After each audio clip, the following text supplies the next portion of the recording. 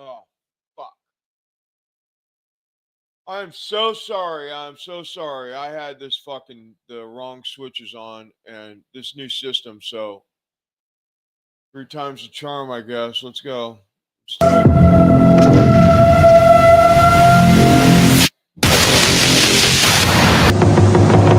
You walk into this room at your own risk, because it leads to the future. Not a future that will be, but one that might be. This is not a new world. It is simply an extension of what began in the old one. Hey, I'm Safia, and I'm powered by artificial intelligence. You might be wondering what artificial intelligence can do for you. Popular news outlet has been publishing AI articles since November, and no one noticed. Most of these articles on BuzzFeed and even CNN and articles over at CNET are written by AI. And right now, ChatGPT is rattling the AI world, turning out stunningly humanoid writing. Just ask Douglas Rushkoff, a renowned author and professor of media culture. It is writing better than most of my students write at this point. How does it work? ChatGPT has been filled, in a sense, with a massive amount of information. Imagine the biggest library you can, then programmed and trained by humans to process and spit it out in conversational phrases. And all that means ChatGPT, or more advanced AI like it, could replace people in all sorts of positions. This could potentially save time and resources, but it could also lead to a loss of personal connections and a decline in the quality of these types of interactions. We know that because everything Rushkoff said just there was written by ChatGPT. So basically, you write one article that's 10 pages long, and then it gets recycled into thousands of other articles that are a page, 2-3 pages long, and the AI just moves them around. And I remember seeing articles I could tell didn't quite make sense and didn't have names on them, or had names that I'd look up that don't exist. The clear and present danger of disinformation is our conversation here this afternoon. It follows a session just now about disrupting distrust. And of course, those are connected. So I hope that's where we can start. Think about how we just calmly discussed the fact that, AI for many years secretly is writing news articles with information, with disinformation it's fed. That way you don't have a reporter that can come back later and say, I was told to lie, or you can't even basically expose the person. It's following orders. It doesn't have a conscience. They won't ask questions. They will follow criminal orders, and they can have their memories wiped. What must be what? What must be what? What must be what? Think about cell phones. Until cell phones and until iPhones and smartphones came out in the last 15 years, I could remember the phone number I had when I was a teenager. I could remember my grandma's phone number.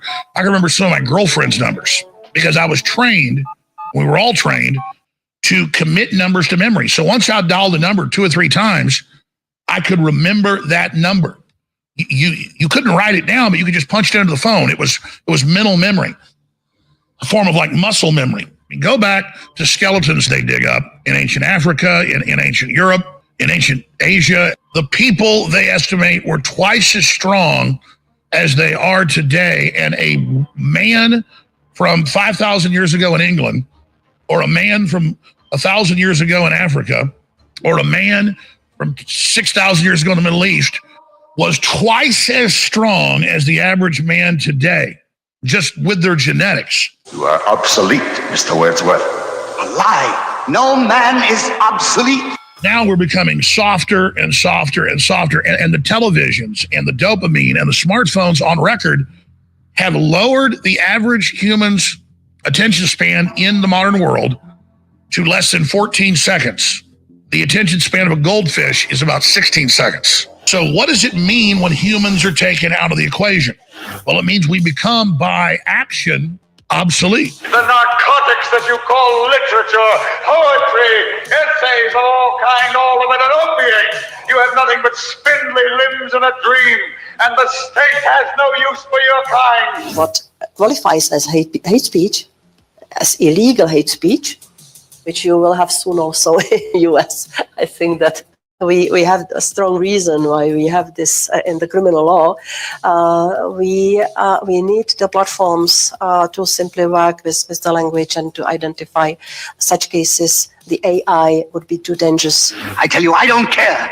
I'm a human being. I exist. And if I speak one thought aloud, that thought lives, even after I'm shoveled into my grave. These are the folks that tell you that two men can have a baby. It's all upside down world. You know, they use DNA to prove somebody committed a murder 30 years ago, and that's all scientific. But now the science guy, Bill Nye's new shows tell kids that there are no X and Y chromosomes. They're murdering the truth. They're murdering science. And he sits up there and says, out of tens of thousands of women, nobody's had a miscarriage. Nobody's had a sick baby. That's a damn lie. I see a vast number of patients a year. I don't know of any other maternal fetal medicine physician in this country that sees as many patients as I do by ultrasound. At one point in time this year, I was on track to see 9,000 high-risk OB ultrasounds. So I know what's going on, and I've seen death and destruction like I've never seen before. The stillbirth rate is measured in terms of live births per thousand. And really, it's come down in my career from about 10 to about almost 5.8 or 6. Now let's go to 2021 and look at the stillbirth rate for Michelle's. This is horrifying.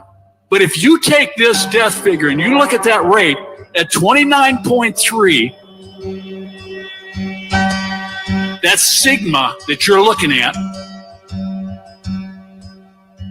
is 40 plus sigma, standard deviation.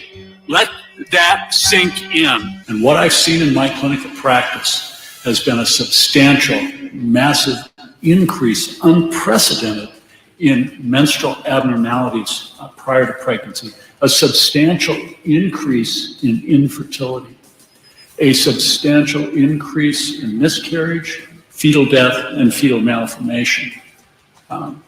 Published many studies this year, over the last 2 years. Our latest study, which we've used from VAERS and CDC data, and we compared the COVID-19 vaccines over the last 15, 18 months with those of the influenza vaccine in pregnancy.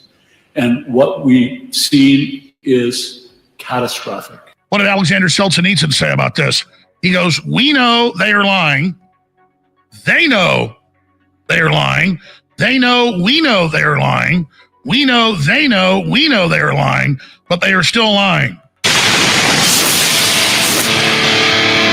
All right. Man, what a shit show. Oh, my God. Welcome to the show. It is August 22nd, 2025, Friday Night Live, and we've had one hell of a time today. So just if you're new here and you don't understand, I mean, if you don't know about my show, and I got a whole new system, and my my editor or my producer, whatever you want to call him, they just had a baby that had complications, so he's been gone, but we've got this all set up and everything, and well, I'm all thumbs, so I mean, you know, my dogs decided they're going to join us. So anyway, welcome to the show. Got a hell of a broadcast for you. A lot going on. Want to make sure that everybody can hear me, because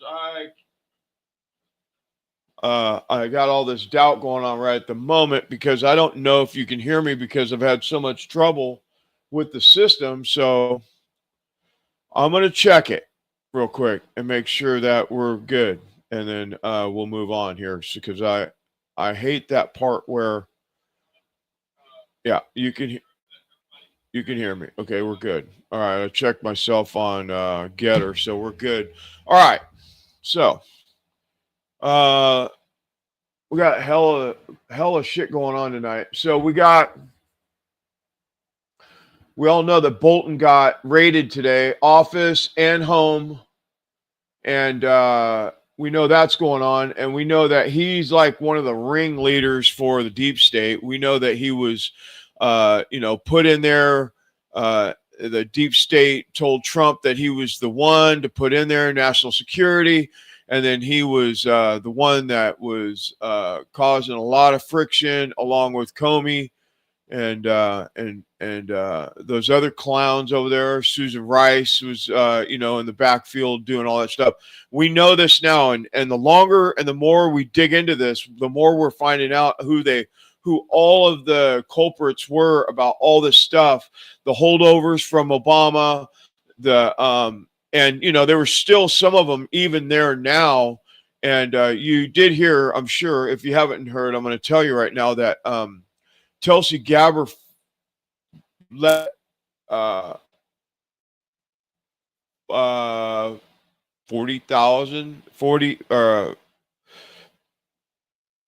she let go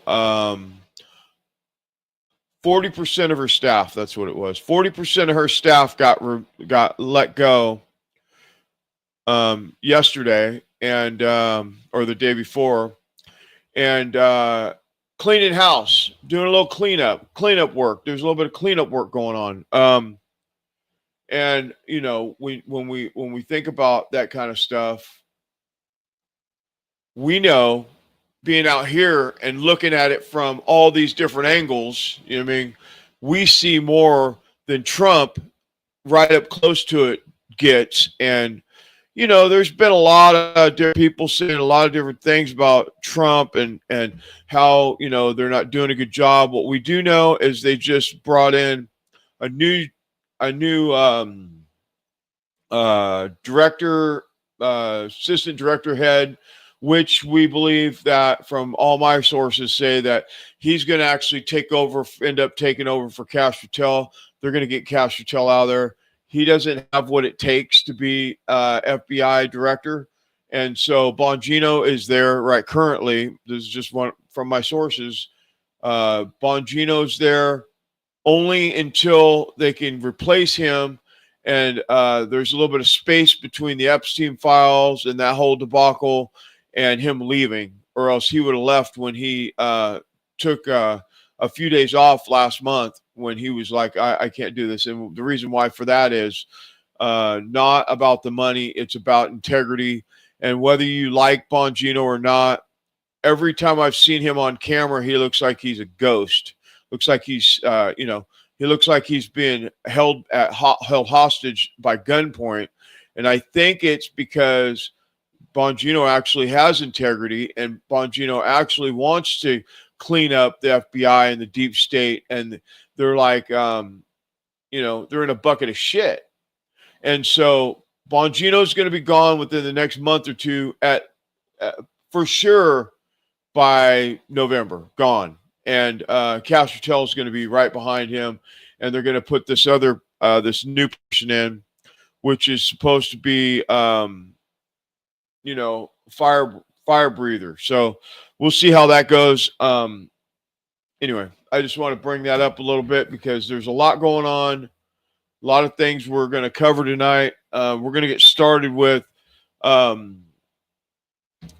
when I think about the deep state, and when I think about what and how embedded they are in the State departments and the White House and the administration, and all these places, that they're not the deep state. A lot of the deep staters, they're not elected positions.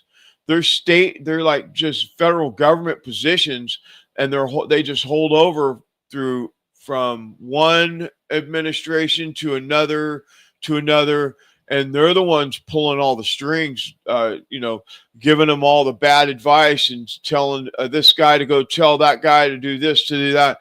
And that's kind of how the deep state's been running, and they're starting to see what's going on. I mean, Gabbard got rid of 40% of her staff. That tells you that she sees what's going on.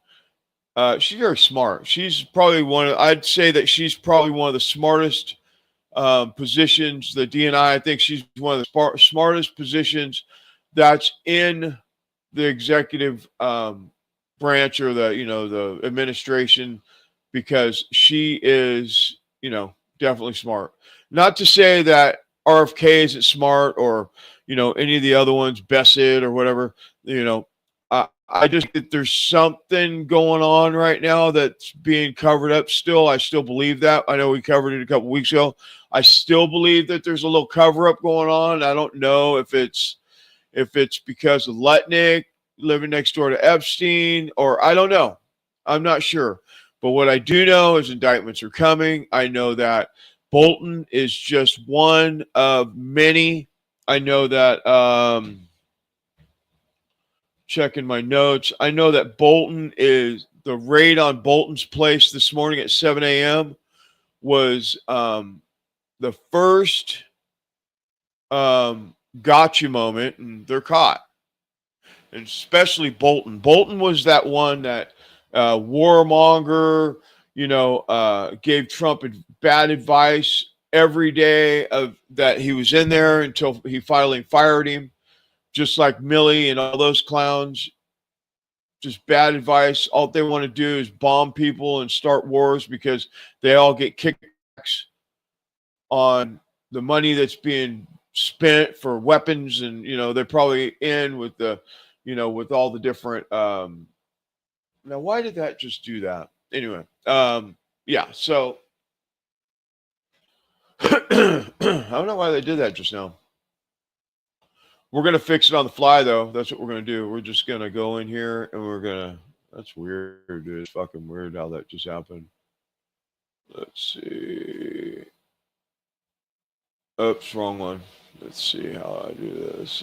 Background. I don't know why it just took my background off there. That's fucking weird. This system's kind of funky. You know what I mean? So I got to figure out we're going to work out the kinks in it, and we're going to be just fine. It's a way better system. It's going to be way better. It's going to work way much better, faster. The computer, we got a new badass computer. All that. Anyway, all right, let's get back to the show. The reason why I'm telling you these things is because when you look at it from perspective from like your car or your living room, or talking to the boys at work or whatever it is, you only see what is on social media. Oh, Trump's selling out. No, they must be in the files, or Bongino is selling out. He'll never be able to podcast again. All these things that you hear, that's the rumbles all the time on social media. All the people saying that it's this or it's that, or oh, they're all horrible, they're already sold out, oh, they're a compromise, or they're hostages, or whatever it is, right? But I think, this is my belief, and I don't know if I'm right. We'll find out in the months to come if I'm right about this. I sure was right about the Hillary Clinton COVID thing, right? I was dead on when I talked about it in 2022. I was on spot. Okay, so I believe that the reason why he didn't leave the administration was out of respect for Trump. Not because he wanted to stay in the FBI. He wanted out because he's seen how bad it was. And it's like, it's like going to, when you was in high school and you went to a new school and everybody was against you, nobody liked you, you could never get any traction on finding anybody that, any friends or whatever, because the context of the school was just so shitty that you could never get any traction going, and so you're going to, school or college or whatever, and you're just miserable. And I believe that that's what happened to Bongino when he's seen that the director, which is Kash Patel, was not willing to do what it took to just clean out, because they should have did what Kash Patel talked about. 4 levels of top levels of the FBI, just get rid of them all and start over. And he didn't do that. And yeah, he did fire a bunch of people last week when he found out that it's so funny. Oh, I covered it last week, but I'm going to just real quick, my little monologue here. Kash Patel is rolling around in his jet with the pilot that was the head of the investigation on the Mar-a-Lago raid. You can't make this shit up. And Cash Patel did not know that. How do you not know that when you're the FBI director? That's where I'm like, what's going on here? What, and for a minute I was like, is Cash Patel compromised?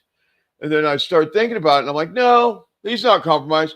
He's an idiot. He don't know what he's doing. They probably has the deep state or FBI agents telling him what he can do and what he can't do. He don't have anybody in there.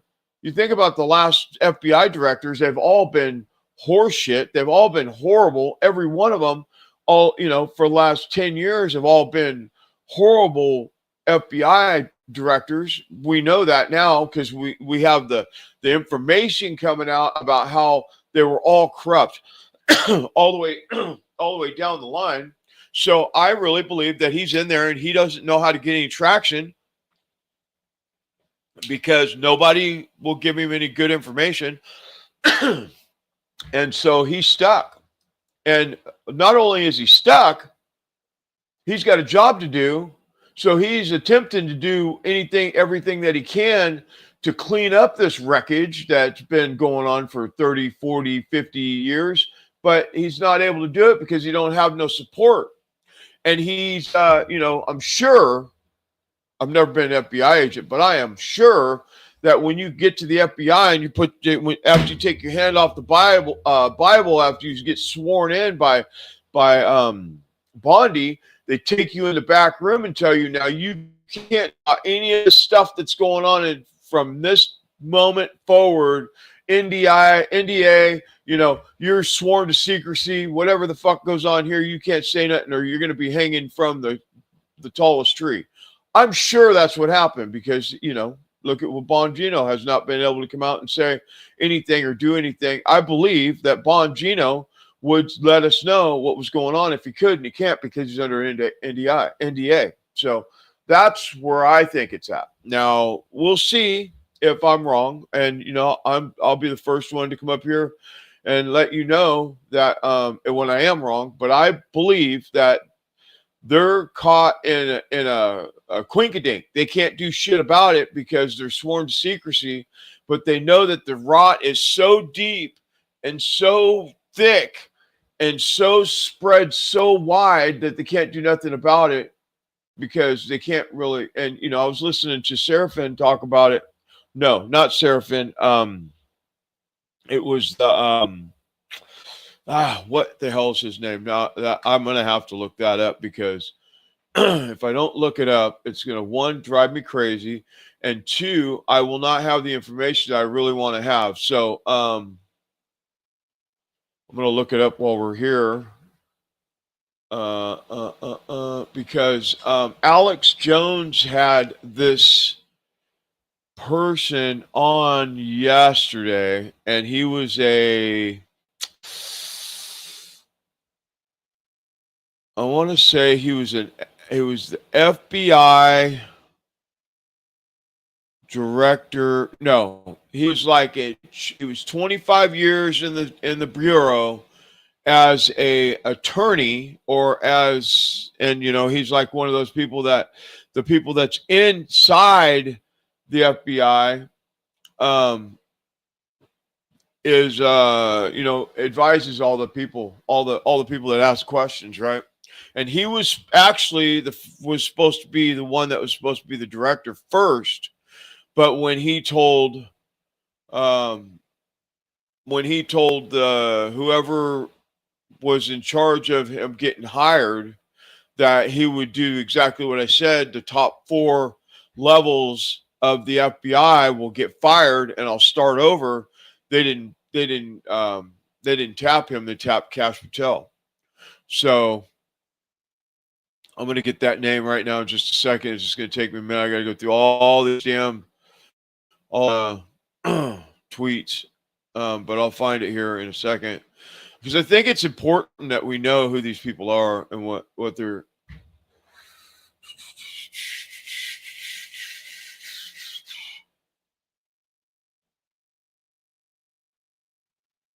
I went too far.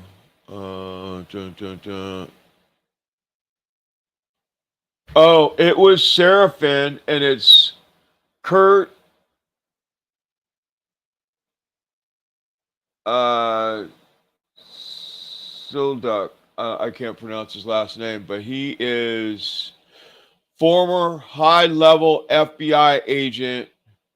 Exposed how Pam Bondi was set up by the FBI. Let's jump in here. Let me problem. Hold on a second. Let's catch this quick one real quick, because what better way to explain it to you than the person that was doing it. So stand by. Fortunately, the one person who's been outstanding is our AG. I mean, I think Pam Bondi has really been doing an absolute phenomenal job. And when she announced that those Epstein documents and they should have fired everybody in the FBI, moved them off to San Juan or Alaska as soon as that happened, because the FBI, that had to be intentional. Let me dig in on that I want to dig on that a second, because a lot of people, I think, on the MAGA side of the world are thinking that Pam Bondi is actually the problem. It sounds like you're suggesting that it's an FBI problem and they set her up. Is that what I heard? Yeah. Tell me. I mean, yes, that's absolutely. I mean, Pam Bondi's again. The AG has to believe what the FBI is telling her. If the AG can't believe the information coming out of the FBI, she's crippled. And again, if the FBI gives you a package of documents that says this is what it is, that should be law. That should be, hey, we're making this statement to the AG. This is all the documents. The fact there was a truckload of documents somewhere else, everyone in the upper echelon should have been removed at that point in time. Because in the FBI, the one thing that you can never do in the FBI is embarrass the FBI. That's the rule. That's even that, and that's even at the foundationally with whistleblowers. Hey, you embarrass the FBI, you can't be here anymore. But the executives, what they did to Pam Bondi was 100% the FBI's fault, because inside the FBI's case, they know every document that's ever been obtained. They can run a report that shows every document in the Epstein file. This isn't paper. This is all electronic. Mm-hmm. So they could have done that and given it to her, but that obviously didn't happen. Why do you think that was? Oh, I think the people below Patel and Bongino decided they didn't have the New York group in there decided they weren't going to do it. So they basically sent a bunch of garbage to the Attorney General. And I mean, I think the Attorney General now is turning into a force of nature, because she's now taking charge of the FBI. And it's funny. And here's the thing with the FBI. People say the FBI should be independent. No, the FBI works for the Attorney General. The independence comes in when an agent writes a 302. They should be able to independently and write the truth and not be pressured to write anything that's false. The independence lies with the investigator to not be harassed while they're writing reports to make sure they're accurate. And you have a case up in of Zach Schaffstall case where he was actually, they're being pressured to do the wrong thing, and he said no, and he was fired.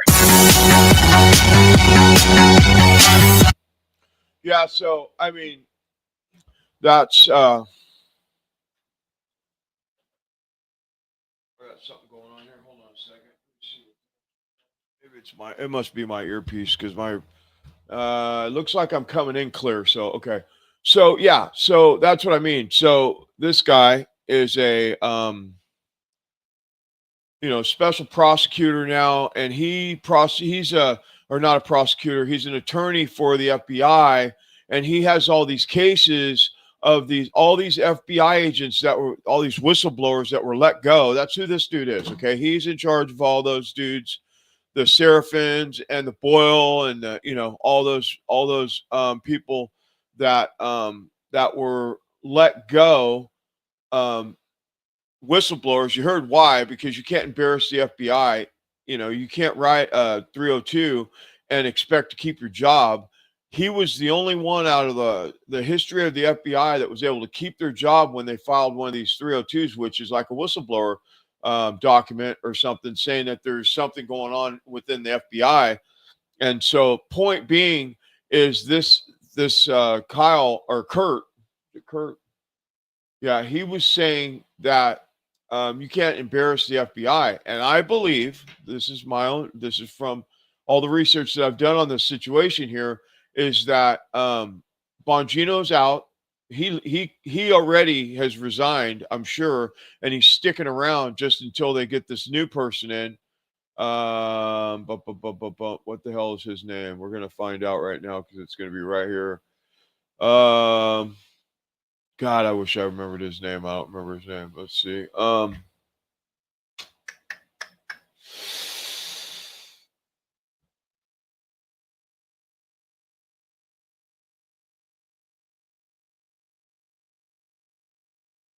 I think he was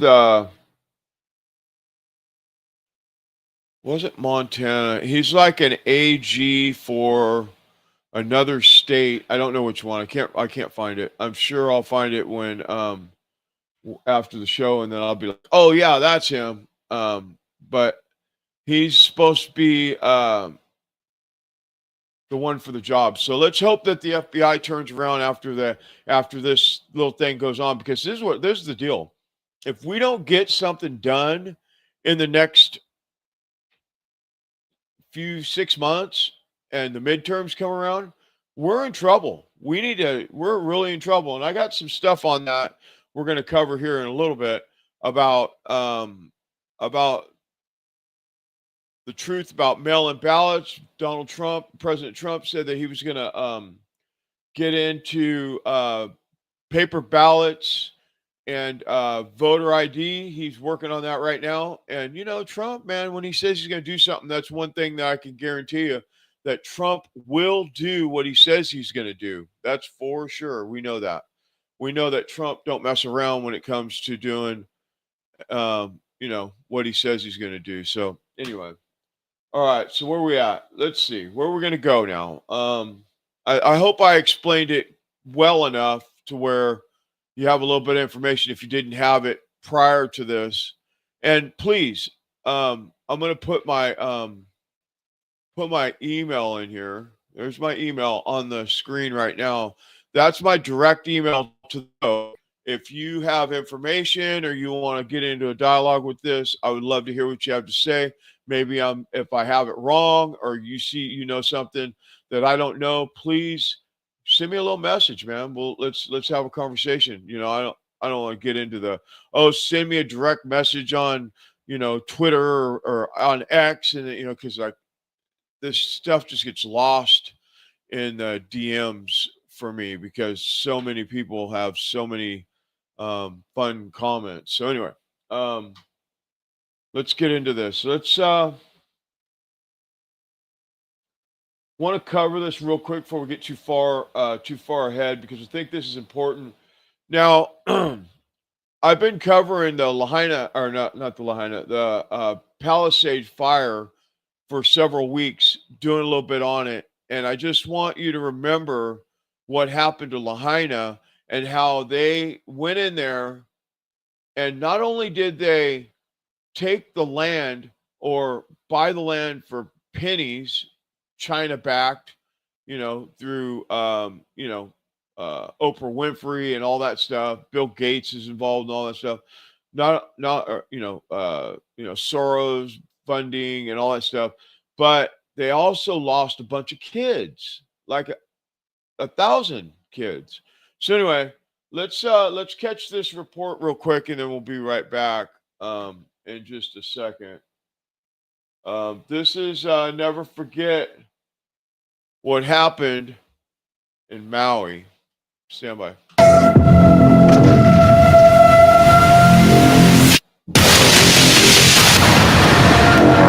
Shortly after the 1-month anniversary of the heart-wrenching disaster in Lahaina, the locals faced a den of thieves. When I was on the island last week, I appointed Bob Fenton, one of the nation's leading emergency managers, and I mean that's not hyperbole, who's been on the ground in Hawaii since before the fires erupted as our chief federal response coordinator. Listen to what Biden said. He said Bob Fenton was placed there specifically for the long-term recovery of Maui. There hadn't been any fire. He was placed there before the fire. which means the fire was planned. Build Back Better, it's not just a slogan, they mean it. They're talking about building America back in a way that will be, more sensible and have better energy for our people. Stakeholders disguised as city council members. Are you engaged? Are you a stakeholder? Are you written? Is your name listed as a stakeholder of any of the redevelopment plans regarding a smart city? By a raise of hands, I would like to see a raise of hands. Because the information is out there. Raise of hands. I can tell you, Department of Planning, DLNR, DBED, Housing, all of these agencies, and I'm not saying to you directly, but you're here representing these agencies, therefore, it is your responsibility to tell the truth. We know very well that you guys, as the third largest stakeholders, the state, do want that land and can take it when you deem it a natural disaster. And an army of federal, state, and local goons unleashing the unthinkable. No, I literally cannot get over there. That's just the way it is. Well, I've been ordered not to let anyone across the bridge, so.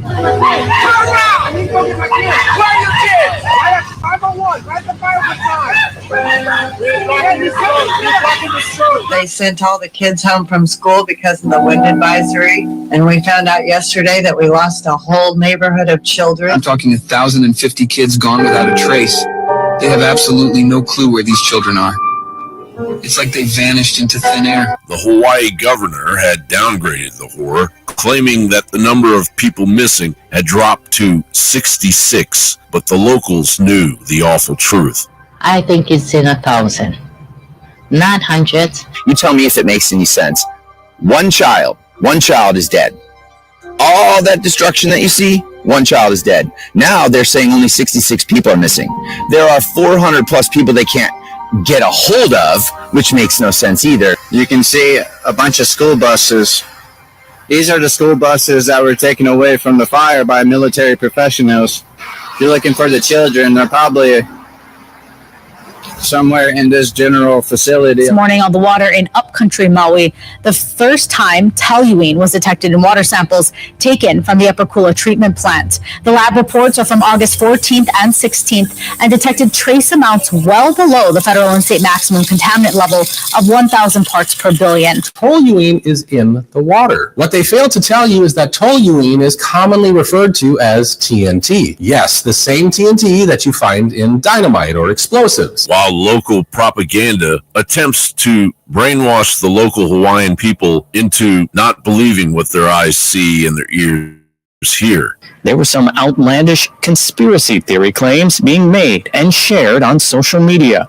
Disinformation campaign immediately after the Maui wildfires was spread by China and Russia. From weather warfare to floating bodies on another island, thousands of missing children to a Maui land grab, experts say the online posts can start as genuine concern, but that China and Russia are now using artificial intelligence to amplify it, spread fear and distrust in government. When you start talking about laser beams and heat rays coming from space that would take out people in Maui, come on, let's get real. Somebody's home security camera, when one of the fires started, it was just an explosion. So they could do multiple pulses. In fact, so they got plenty of time to execute.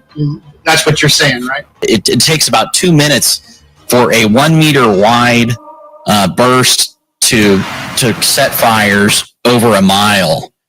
And again, there's atmospheric interference, and that's why it's such an erratic pattern. Governor Green said on HNN Spotlight Now he'll take disinformation concerns to the president. Suggesting to our own social media types that there were thousands of children gone. The problem is that information is so abundant that the Chinese don't even know half of the story. Sounded the siren that night. We're afraid that people would have gone Nauka. And if that was the case, then they would have gone into the fire. We have a statewide alert and warning system, which we also call SAWS. That involves not only the siren warning system, but as well as IPAWS. IPAWS is the Integrated Public Alerts and Warning System provided by FEMA. We also use sirens for hurricanes, brush fires, flooding, lava, hazmat conditions. There you have it, folks. The Hawaiian government's own website says that the sirens should be used for fires. Before we dig into what appears to be a globalist first strike genocidal crime scene in Maui, who are the vested interests in the multi-million-dollar Lahaina property? After the state of Hawaii, Alexander and Baldwin is the second largest landowner on Maui at over 65,000 acres, and the U.S. government is the third largest landowner at over 33,000 acres. Alexander and Baldwin's largest shareholder is BlackRock Incorporated. Meanwhile, billionaires within the World Economic Forum Bilderberg Network have been forcing the locals out. So now a billionaire comes in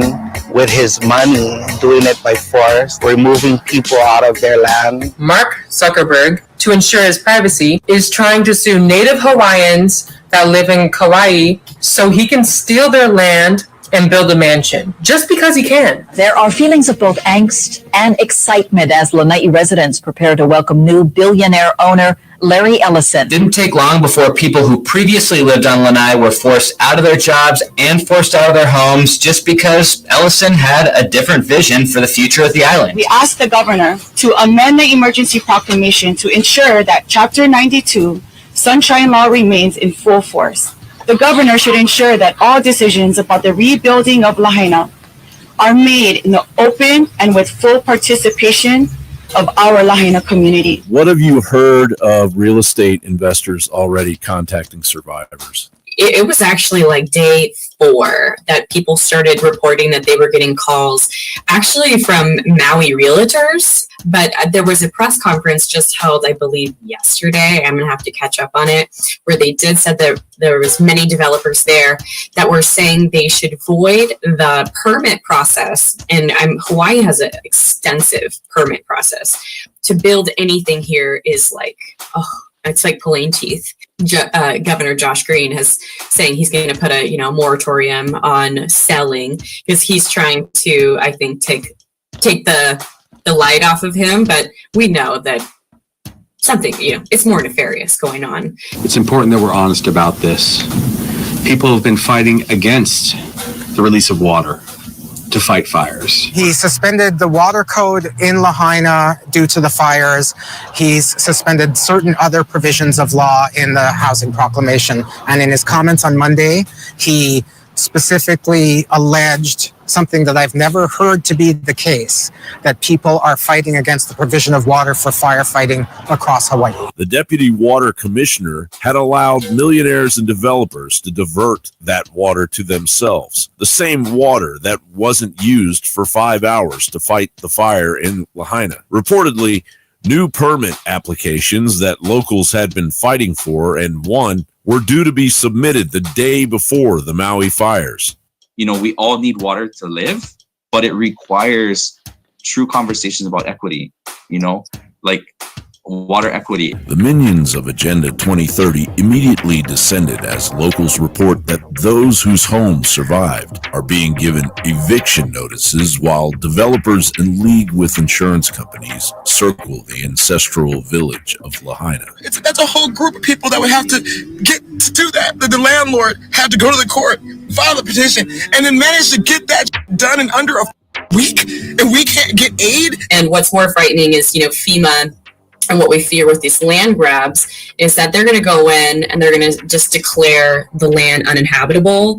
And when they do that, then it's going to give the state of Hawaii, the constitutional rights to take that land.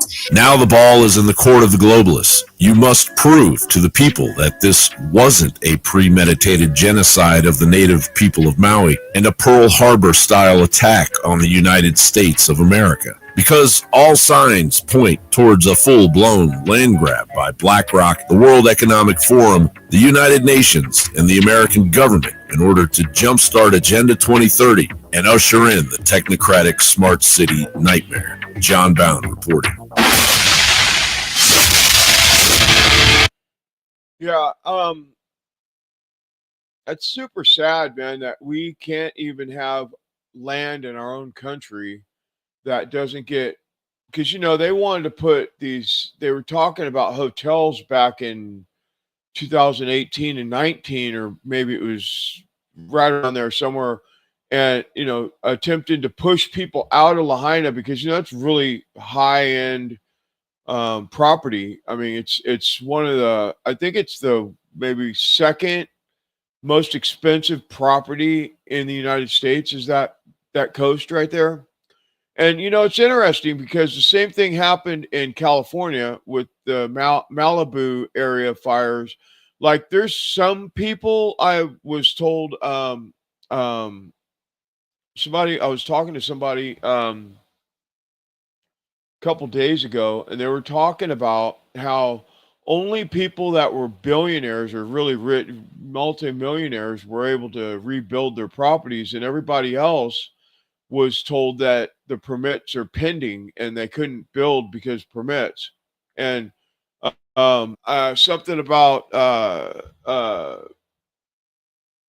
Army Corps of Engineers got involved, and they were talking about paying the insurance companies were paying a bulk rate to clean up the property. So maybe if you cleaned up your own property, it cost you $5,000 or $10,000 to do the cleanup. But Army Corps of Engineer was going into this place. It's probably the same thing in Maui, I'm sure. And they paid them all the same amount of money across the board. So they give them $30,000 per lot, and it would come off of the insurance claim. And then you don't have enough money to build your new property because you only get a certain amount of money for the whole rebuild part, right? And then your permits cost so much. By the time you get done with your permits and cleanup, you're out of money. And that's what's currently going on in Los Angeles. I had somebody talking to me about that a couple days ago. And it's just very sad that that's really what's going on with these properties, because when you think about it, they bought, maybe they, spent their life savings and they bought a coastal property so they could retire on that hill out of the city. And then the fire came along and wiped them out. And now the state, they just don't give them the permits or nothing. Because when Trump was there, he said, and we're talking about Palisades, Trump went in there when right after the fire, and he said, we'll clear the federal permits right away, and all you have to do is get this. And the state were supposed to do it right away because Mayor Bash said that she would do it right away, and she never did. And so those houses are still empty lots and being sold off to China and Bilderberg and all those fine people. They're talking about building a arena there for the Olympics now. So I mean, that's the kind of stuff that goes on with these whether they're intentional or unintentional fires. I mean, we could have a conversation about what I think about the property, all that land being just demolished. Whether it was energy weapons or I mean, there's a whole nother piece of this that we covered earlier in the year. I think February we covered the energy weapons and all that stuff, possible ways that fire even started, and the fact that the fire hydrants had no water in them, and the fire department couldn't get to it, and they all those things that happened during that fire, much like what happened in Lahaina and and up north in California, Paradise and all these different places, that they just want the property, they just burn you out. If you won't sell it, they'll just take it from you any way they can. So this is some of that corruption at the highest level, as far as I'm concerned.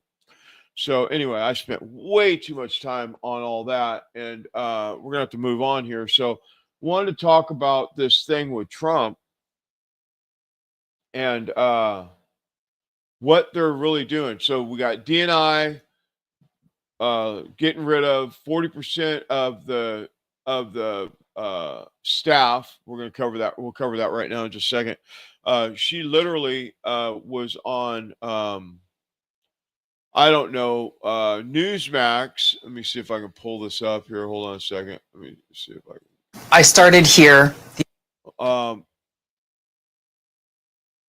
So this is DNI Tulsi Gabbard talking to Newsmax about slashing workforce by 40%. Let me see. Let me get my screens right here.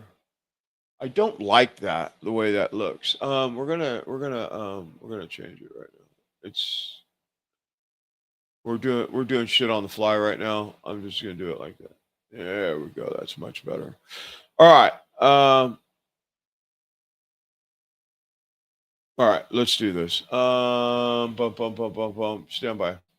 I started here. The Office of the Director of National Intelligence, as you know, was created almost 20 years ago in the wake of the horrific intelligence failures that surrounded the Islamist terrorist attack on 9/11 here in our country. So the ODNI was created with a very simple purpose, a very simple but critical mission, which was to ensure that intelligence from across the intelligence community was actually being integrated, that people were talking to each other and sharing intelligence, not leaving it in silos, and to exercise oversight to make sure that the intelligence being provided to the President of the United States, to Congress, to different policymakers was timely, relevant, and apolitical. Unbiased and objective intelligence to best inform some of the most critical decisions that the leaders in our country make, foremost among them the President of the United States and Commander-in-Chief. 20 years later, here we sit now where ODNI has more than doubled in size, bloated with bureaucracy, inefficiencies and redundancies, wasting taxpayer dollars, but actually getting in the way of the mission that it was charged to do. As you mentioned, it's become rife with politicization and weaponization of intelligence, some of which we've revealed and released over the last few weeks that has occurred under previous directors and previous administrations. And so rooting out those deep state actors who are violating the oath that every intelligence professional swears to the Constitution of the United States and ultimately undermining this core national security mission that those at ODNI are charged with, that the intelligence community is charged with. So today's announcement is the first step to aggressively get after our core national security mission, root out those deep state actors, and really focus on delivering what the American people deserve. That is really, really, really good news, actually. Whether you think that the administration is doing anything or if they're sitting on their hands not doing enough, she's getting after it. And so during the whole Israel thing, remember when they were having Netanyahu coming in there and all that stuff, and they had the Susie Wiles and and Bondi and all these characters, these administrators in the office or at the whatever it was, Resolute desk or Rose, whatever the rooms are of the White House, having these meetings and these roundtables with Netanyahu. I don't know what the name of these different rooms are that they use, but point, you didn't see Gabbard there. And the reason why you didn't see Gabbard there, from my sources, a couple different people, is because she thinks that Israel should be standing on their own and not using and sucking up the energy of the United States government. And so she's been very outspoken about that. And so they kept her out of those meetings and away from that whole thing. Like they put her at the little kids table. But then when she started doing this, she started digging in, because the whole time her people were investigating this stuff. And I could only imagine what happened when she started investigating this stuff, all this deep state stuff, the Comey, the Brennan, the FBI, the CIA, the ex-DNI director, and all that stuff. When she's digging into all that, and how she was being, getting bad information, because you got deep state all around you, and you got to decipher who's who, right? And that's why she cut 40%. It wasn't because it was overpopulated. It was because they were all deep state actors. She said it right there. All the deep state, they're rooting the deep state out, at least at DNI, to get started. I mean, I think it's great that they're doing this. and I listen. Tulsi Gabbard is going to be tapped at some point for president. You just know that's real. She's got what it takes to do that. And I'm not saying it's now. I'm not saying if it's going to be 2028 or whatever, but what I'm saying is she's got what it takes to have the balls and the intuition to do this job. And you could see it because of how she's operating. And, I'm sure her team gets a lot of credit, but, when you got people saying to you things that they say to them, like, oh, you better not do that, you're going to end up, Hillary Clinton's going to get rid of you, or, I'm being funny here, my dry joke. But, and she's like, no, Constitution says, right? So she's going after it. And I really am, I think that this is great. I think this is what we need. We need more of this. I wish Kash Patel would have done that when he got to FBI, or just send him to, some task somewhere, and just send the FBI agents somewhere else and put people in there that you can trust. But how do you know who you can trust when you can't trust anybody? And I get that. And we kind of covered that earlier.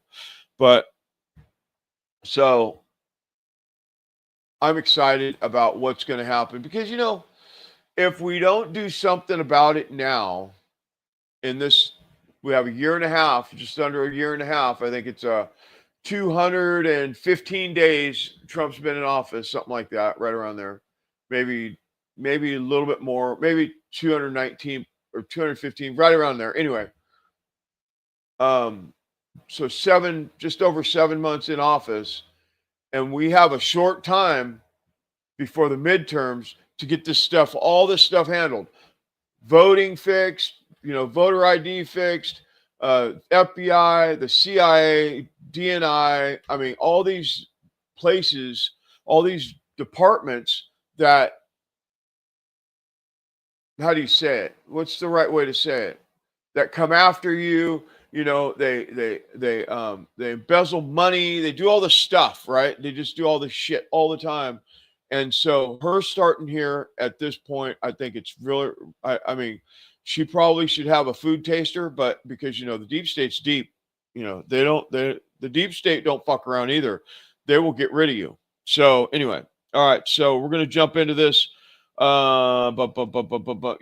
Okay. So let me get to my channel here. Let me get to where I need to be here.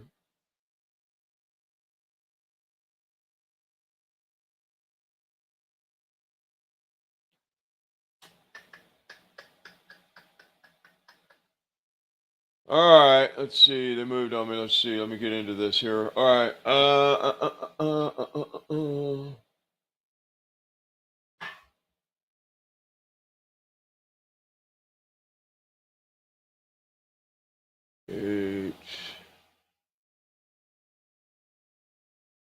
Why are these all moved on me? That's fucking weird.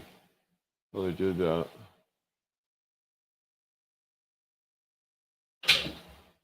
Totally all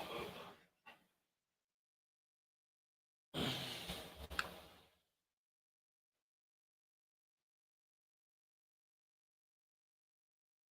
Hold on, I'm looking for what I need here. I'm looking for the right. Bear with me. Remember, I have this new system, so I'm figuring it out. We're doing it on the fly here. Let's start right here. We seem to have breaking news. Apparently, the FBI has found the USB thumb drive they were looking for. Mr. Bolton was reportedly hiding it under his mustache. This is apparently the same technique he used to smuggle information in and out of the State Department. Apparently, it was President Trump who alerted the FBI to make sure they checked under his mustache. He said, and I quote, "Make sure you look under that son of a bitch's mustache. I never trusted that mustache." The probe dropped when Joe Biden became president. So is this picking up where that left off, David? It's possible. I don't know with 100% certainty, but it is notable, guys, that John Bolton, Ambassador Bolton's security clearances were stripped earlier this year by President Trump. Tulsi Gabbard, the director of intelligence, took that security clearance away. They had concerns. The administration had concerns about Ambassador Bolton still being able to access some of these documents and have some of those security clearances. It's also notable that John Bolton had a security detail as well. Because of the threats from Iran on his life, that security detail, that government federal paid security detail, was also taken away by President Trump's. We have real meat potatoes, and America wants this. I have people confront me at the grocery store, and at Barton Springs, on the hike and bike trail, and at church. Hey, when is the indictment? Like I did it. When are the indictments? When are the indictments? We've got the town people with the pitchforks up at Dr. Frankenstein's castle, baby. And I'm like, hey, I'm with you. I'm with the townspeople. Don't poke me with the pitchfork. So it's going down like Donkey Kong. Here's a clip of Bolton. Go right to Roger Stone of StoneZone.com. Any given moment. But I don't think he cared about the classification system. I don't think he appreciated the sensitivity of this information, and he didn't appreciate the sensitivity of how it was often acquired, the so-called sources and methods. So this had been briefed to him before I arrived. It was repeated frequently. I think it simply had no impact on him whatever. There's a couple of different ways that people think about this, and people who are not friendly to the president who think about what's happened here. And one of them is, Donald Trump, master thief, criminal, running some kind of elaborate conspiracy to bring things out of the White House and keep them secret for potentially for political or financial gain. There are other people who his attitude is Trump is chaotic, he's careless, he's not that smart. He took these things almost by mistake, and now he's basically stamping his feet and saying they're mine. I don't want to give them up. Give me a sense of where you think the truth lies with respect to Trump's intelligence, carelessness, and the degree to which he might have brought motive to bear on taking these documents out of the White House and keeping them for this long at Mar-a-Lago. Well, it's very hard to speculate on motive other than that he liked cool things. He saw things so he wanted to take them, and he was pretty much able to take them, and not just on classified information matters, on all kinds of things that crossed his desk. Some days he liked to eat a lot of French fries. Some days he took classified documents. He wanted them. Why did he want them? Because he could get them. Right. So let's stop there and go to Roger. But that is a master class in a minute and a half clip of gaslighting bullshit. Under the Constitution, he can declassify or keep anything he wanted. Biden couldn't. He was never the president before when he took them and stored them, in his garage and got caught doing it, but didn't get in trouble. And so they spin it like, oh, was it careless that he's stole this, or did he mean to steal it? When they give you a false dichotomy there, when it's all a lie. Trump said to the National Archives, they're mine, and had his lawyers explain it to him. He didn't run off and steal stuff, Roger, and we now know it's stuff that implicated them that he was smart to keep. Roger Stone, explain this to people. Yeah, it's really very simple, Alex. Under the Presidential Records Act, the President of the United States, current or former, has an absolute right to hold on to any document he wishes. So the whole idea that Trump had grabbed classified documents in violation of the law was bogus. Now, they were desperate to get those documents back. We now know why. They never dreamed that Tulsi Gabbard would ultimately declassify those very documents, proving that there was a seditious conspiracy that involved Barack Obama, Joe Biden, Susan Rice, FBI Director James Comey, CIA Director John Brennan, really the ringleader, Deputy FBI Director Andrew McCabe, Special Counsel Robert Mueller, and his lapdog henchman Andrew Weissman. These people are busted. Every guest. Yeah, so they are busted, that's for sure. So, Bolton was up there last year, or whenever it was, doing all that hubbub about how Trump had documents and stuff. I can't wait to hear what they've pulled out of Bolton's office, because my understanding is Bolton would be in those meetings back when he was in Trump's administration with yellow notepads, and he wrote notes on everything. And when you're writing notes, and he would write notes about everything, and then he would take those notes with him. And one of the things that they're concerned about, or one of the main concerns, are that he's writing stuff down on these notebooks and these come out of the skiff. Now, I don't know how true that story is or how authentic it is, but I can't wait to see what they get from being in his. Well, we'll know if they indict him in the next couple days, which the next month or something, they're going to indict him. There's a couple things that you might want to pay attention to. One of them is that they're going to indict these people: Comey, Brennan, Clapper, Susan Rice, Bolton, and probably a couple others that I'm missing their names. And then they're going after Biden and Obama. And I'm going to explain to you how they're going to do that.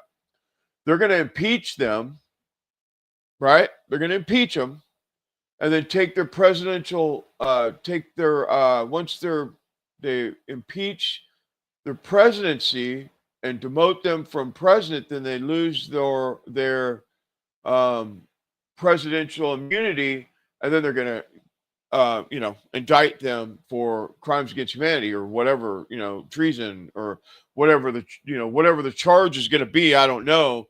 I'm not a lawyer, but that's what I've been, what I've heard, what I've been told is that's how that's going to go down. But first, all these minions are going down first. They're going to indict them all.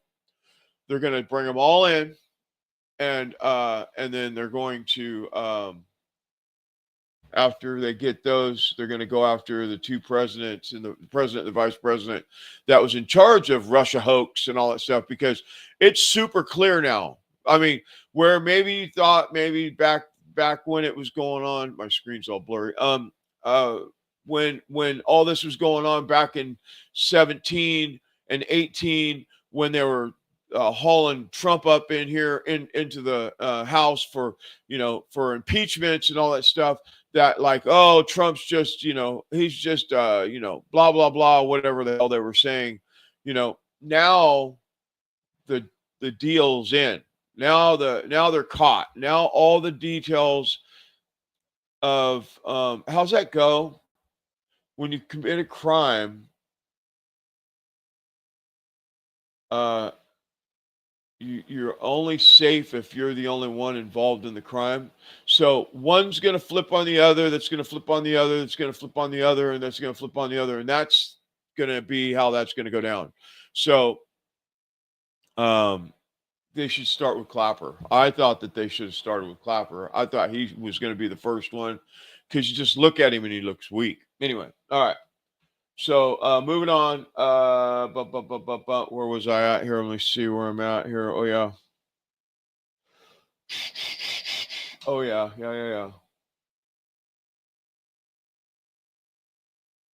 I almost want to play the meme again, but I'm gonna spare you. All right. I want you to watch the Georgia Maloney. Look at what she looks like in this picture, or in this video, as we go through these couple. We're gonna do a couple videos right now, and we're gonna wrap this thing up here. To work on that, and let's try to put pressure on Russia, because the credibility of these efforts we are undertaking today, are depending on at least a ceasefire from the beginning of the serious negotiations from next step on. So I would like to emphasize this aspect and would like to see a ceasefire from the next meeting, which should be a trilateral meeting wherever it takes place. Well, we're going to let the president go over and talk to the president. The president of our great country, sir, how are you? Thank you very much. We're glad you could be here. Thank you. So you said before the interview, you said, in 2 minutes, I will know. I watched very closely when you met him on the red carpet after both your planes landed. What vibe did you get in 2 minutes?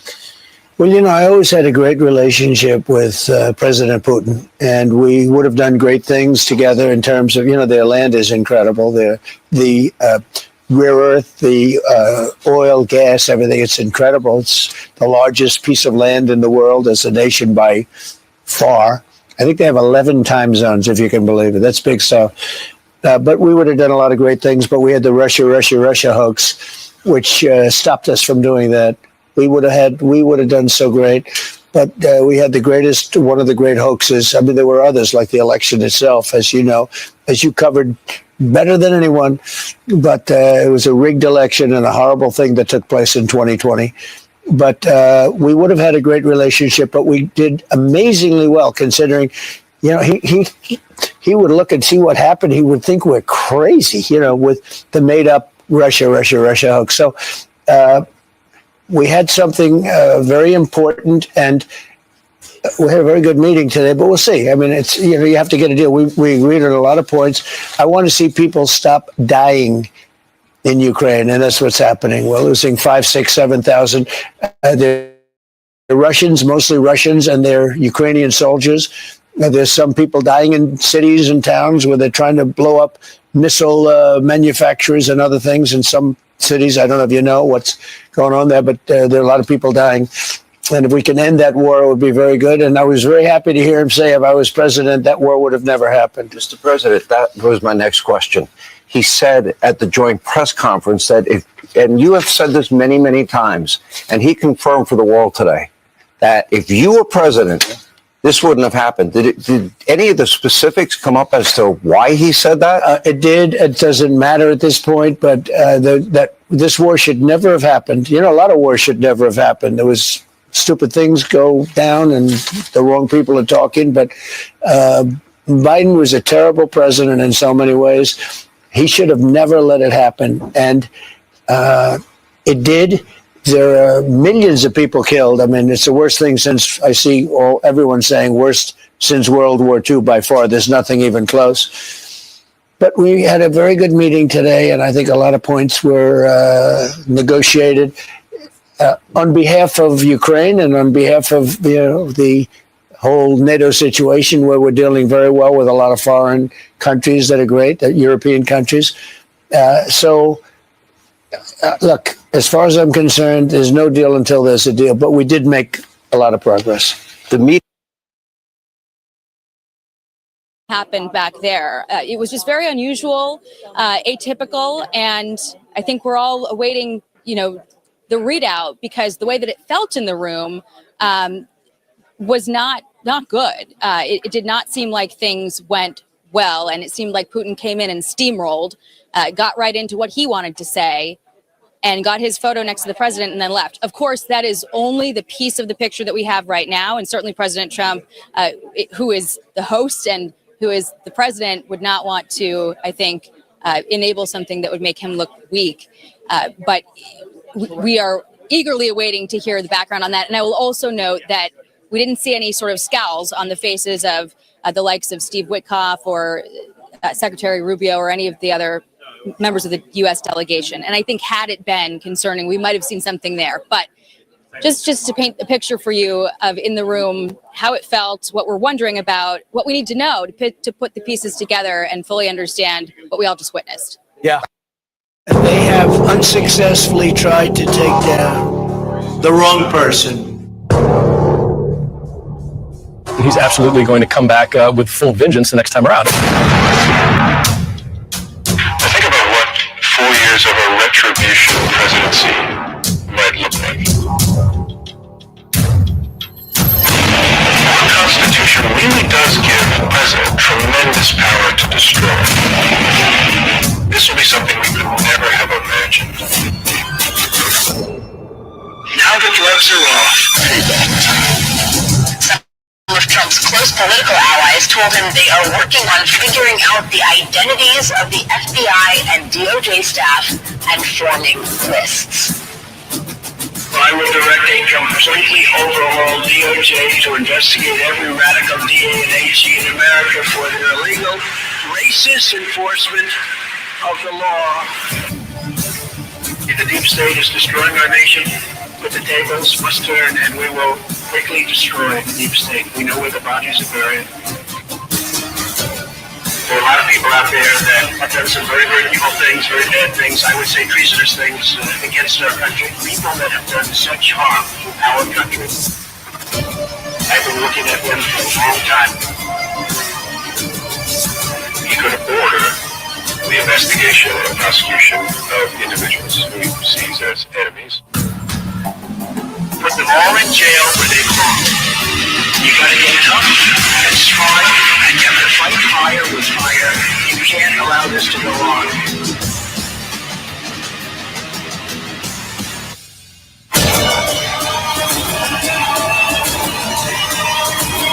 And I will be the one to clean it up. I am your retribution. We will take care of it. We will take care of it. Yeah, I like that.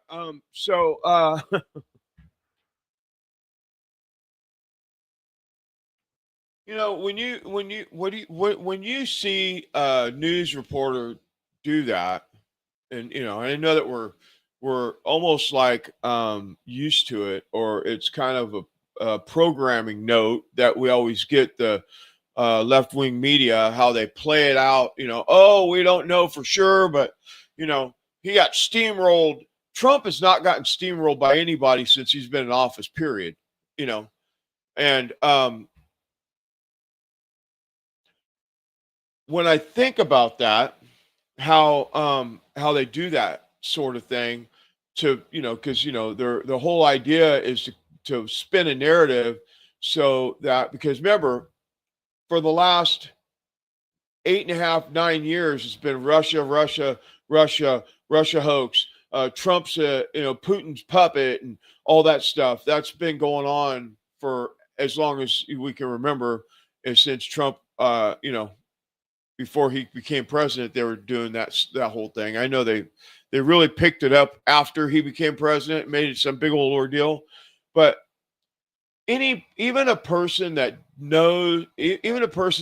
hates Trump knows that Trump's got the biggest fucking balls in town. Excuse my language, but it's just true.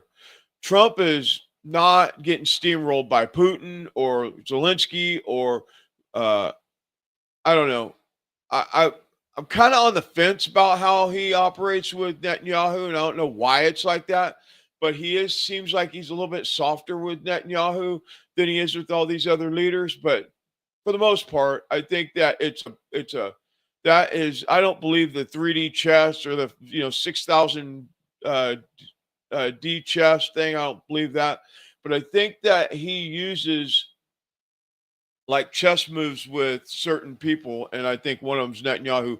But I still believe that he's he has let Netanyahu get away with some things that are not, you know, something he wouldn't let someone else get away with. That's just my own opinion. I don't know. I'm not in the room. I don't know the truth about that. But when I look at the whole thing, and I'm America first, America only. I'm America, you know, USA, you know, American flag. That's where I'm at. I don't give a shit about any of the other countries, like at all, really. I mean, you know, on some level, you know, the humanitarian part, yes. But as far as it goes, like, America's so screwed up right now. Our focus should only be here, my opinion. It's just my opinion. We shouldn't be dealing with anybody else's bullshit until until we need to water our own lawn for a while. So that's just my take. But the other part was the part about Georgia Maloney, and what some of these people they get on there when they're in these meetings. I mean, there's a bunch of them: Cash Patel, Bongino, Maloney. I mean, it's, how do you say that? Is it Malone? I guess it's Maloney. Just the reaction on their face is almost like they're scared that they're going to get found out about or something. I don't know. Am I tripping? I don't know. You put it in the comments. Tell me what you think. I really think that there's something to that, and I don't know if she's just like, you guys have went too far now, and we're going to get found out, and we're all going to get hung on the house lawn. I don't know. I don't know what the truth is about it, but it just seems weird. He's over there thinking that he's going to give Trump a lesson by talking about, a ceasefire. Trump don't want a ceasefire. He wants to stop the war. A ceasefire doesn't mean shit. But if you just stop the war and stop killing people, then we've accomplished something. The ceasefire, and then and then they do a ceasefire, and then oops, somebody shot missiles off, and then it just stop the war, stop the killing. That's what needs to happen with that. That's just my opinion. I mean, everybody's entitled to their own opinion. That's mine. That's where I'm at with it. That's just where I'm at with it. Yeah. So let's Stuart Rhodes, Oathkeeper founder, was on Alex today. I want to play this clip. I just want see if you can follow along with me, and then we'll talk about it on the other side. We've got another clip that has just happened. Bolton, I want to play this clip. Trump talking about Bolton at the ongoing press conference where he announced the World Cup coming here and where this is going. Again, Roger was on last hour. He's like, well, this DOJ doesn't leak. Well, it's not leaks. And I guess I'm not going to say anything, but I said no indictments first administration. And everybody got mad at me and said, oh, there's Hillary secretly at Gitmo and all this Q stuff. I'm telling you, if there isn't indictments within 4 or 5 months, Trump's going to fire everybody. And let me tell you, the fire's lit. They have the evidence. The grand juries are opening. They may be able to stop the grand juries with threats or something. The CIA, constantly caught harassing and threatening the Senate Intelligence Committee and others. So, but there is a real intent, and they have the evidence. I want to get Stuart Rhodes' expert take on that. But first, here's Trump on John Bolton's house and his office getting raided this morning. About the search of Ambassador Bolton's home, the vice president recently just did an interview saying that it's about classified documents, but that there's also broad concern about him. What are the concerns? Well, I haven't spoken to Pam in the group yet, but I will be. I saw that just like everybody else. I try and stay out of that stuff. I'm allowed to be, and I'm chief law enforcement officer, believe it or not. I don't like to go around saying that, but I am. That's the position. But I purposely don't want to really get involved in it. I'm not a fan of John Bolton. I thought he was a sleazebag, actually. And he suffers major Trump derangement syndrome, but so do a lot of people, and they're not being affected by anything we do. I don't know anything about it. I just saw that. I'll find out about it. But if you believe the news, which I do, I guess his house was raided today, but my house was raided also. Called Mar-a-Lago. They went through everything they could, including my young son's room and my wife's area. They went through her drawers, as the expression goes. They went through everything you can imagine. And when she came back, she said, she's very neat, she's meticulous. And she looked and she said, whoa, this wasn't the way that she had it. So, so I know the feeling. It's not a good feeling. Thank you. Mr. President, how long will you give Putin? A couple of weeks. We're going to figure it out. We'll find it. Do you think you'll have to intervene at some point? Look, it takes two to tango. You understand that. I wanted to have a meeting with those two. I could have been at the meeting, but a lot of people think that nothing's going to come out of that meeting. You have to be there. I'll go back to more of this with Alexander Dugan coming up. Pause it there. In closing, Stuart, your take on what you're picking up. I mean, I've talked to the top-level people. I'll stop there. I killed people this 4 months ago. They have every intention of indicting and living hell out of the deep state, and they got the evidence. The issue is I'm really concerned about what the deep state's going to do because they know they're getting FBI visits. They know they're getting subpoenas. They know they're getting called in front of grand juries. And so that makes the globalists very dangerous right now, in my view. Right. And also, I think what Tulsi Gabbard's doing is fantastic, but I want to see it go beyond just 2016 or even just beyond the 2020 election. I mean, that should be investigated thoroughly. But it can't, the perception that it's about him getting revenge on people that criticized him or that conspired against him, it can't just be that. He needs to also expose all the rest of the deep state, all the pedophiles in office, whether they're judges or politicians. He needs to go after those who've taken bribes and, been blackmailed by foreign governments. And it can't just be about himself. That's the perception right now, I think, because it's focused on the 2016 No, you're right. They're calling it revenge. But, I mean, that's where they've got them, though. Bolton not giving him briefings, holding the documents, that's been declassified. I mean, I understand they're spinning it like that. But I mean, he was the main attack point, so I think that's the evidence they have. But sure. So that's great. Go after those that were illegitimately conspiring against President Trump. That's fantastic. But I want to see them go after the entire deep state. Like I tried to say in 2020, he needs to use his power of declassification to expose everything. Everything that's not legitimate national security should be exposed, and we the people can see all the dirt. That's how they control these politicians. That's how the deep state works, through blackmail and bribery. Expose them all, to bring them all to justice, not just the ones that were going after President Trump. That's all I'm saying. Take them all down. 60 seconds on your overall report card on Trump. I think he's doing better than last time. I love Tulsi. I think she's fantastic. I'm not happy with Cash Patel and Bongino. I think they've been sitting on their hands. They have not purged out all the FBI agents that persecuted us and went out there, among the American people and violated their rights. They should all have been fired.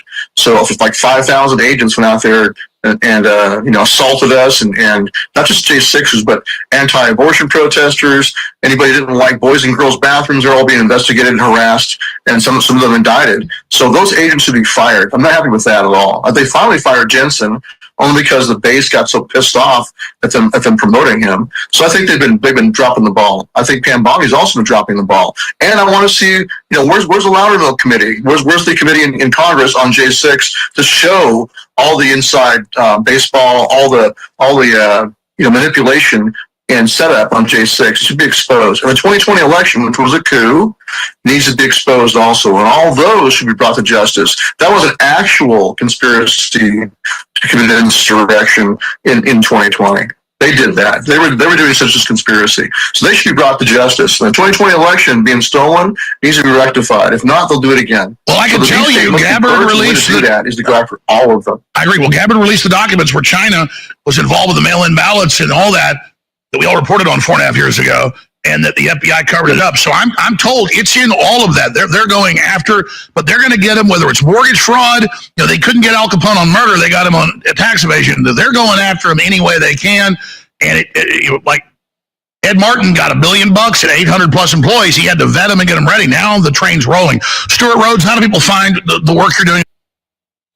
Yo, all right, yeah. So, on one level, I believe I agree with Stuart Rhodes about they need to go after all the people, all the bureaucrats that went after the FBI, the special secret informants, and all of them January 6th, all of them for Crossfire Hurricane, all of them for Russia hoax, like that, and some of them do this. Some of them are the same one or the same people, multiple different things. So, I mean, I think that all that needs to be it needs to be investigated deeply, and we need to get to the bottom of whatever it was, however it was, and whatever the outcome is what the outcome is.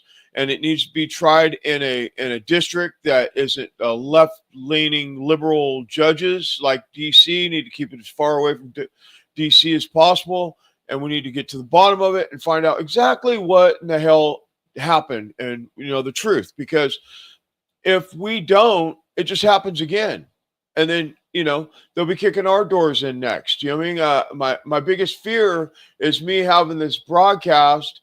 And then next thing you know, the FBI is at my house because I'm outspoken about the truth that I believe is the truth, whether I'm off or I'm right. I mean, so far, I think I'm doing pretty good. I think I'm 98%, maybe 96, maybe 97, but I'm doing pretty good as far as the information that I put out. So it's like, but the point is, if we don't cut the head off the snake just gets bigger and bigger and bigger. And Trump says, they're not after me, or they're after you. I'm just in the way. And I really think that we need to just dig in here and just get it done. And you know what? The liberals are not going to like it. And they're all over there on MSNBC and CNN and all those places just talking hella shit, saying that we're, whatever they say, we've been all kinds of stuff, racist and all that bullshit, and I think that we just need to dig in dig in hard and just get to the bottom of it, and then we could sort it out on the other side. But what they've done to the American people is unacceptable. If they don't do something soon, listen, it's not going to go well. The American people have woken up now. Like a lot of people, and I talked to a lot of people have came from, oh, this is just Trump talking, Trump's outspoken, Trump's his mean tweets and all that stuff, to, oh my God, that stuff really did happen. Those things really are true. What we thought was bullshit, what we thought was just soapbox material, was really true. And so I think hammer down, and I really thought that that's what he was doing when he started this administration, where he was just like bam, bam, bam, bam, bam, and then they slowed down. And I don't know if it's because they ran up against some roadblocks or what, or, I don't know, but I think they should just get to it. I think they should not even hesitate. Just go. That's my opinion, and I like my opinion. Let's see. I want to make sure I got. We beat that to death, but there's one more thing here. Okay, we're gonna play. Let's jump over here. Actually. Let's get into this real quick. Let's see where to go.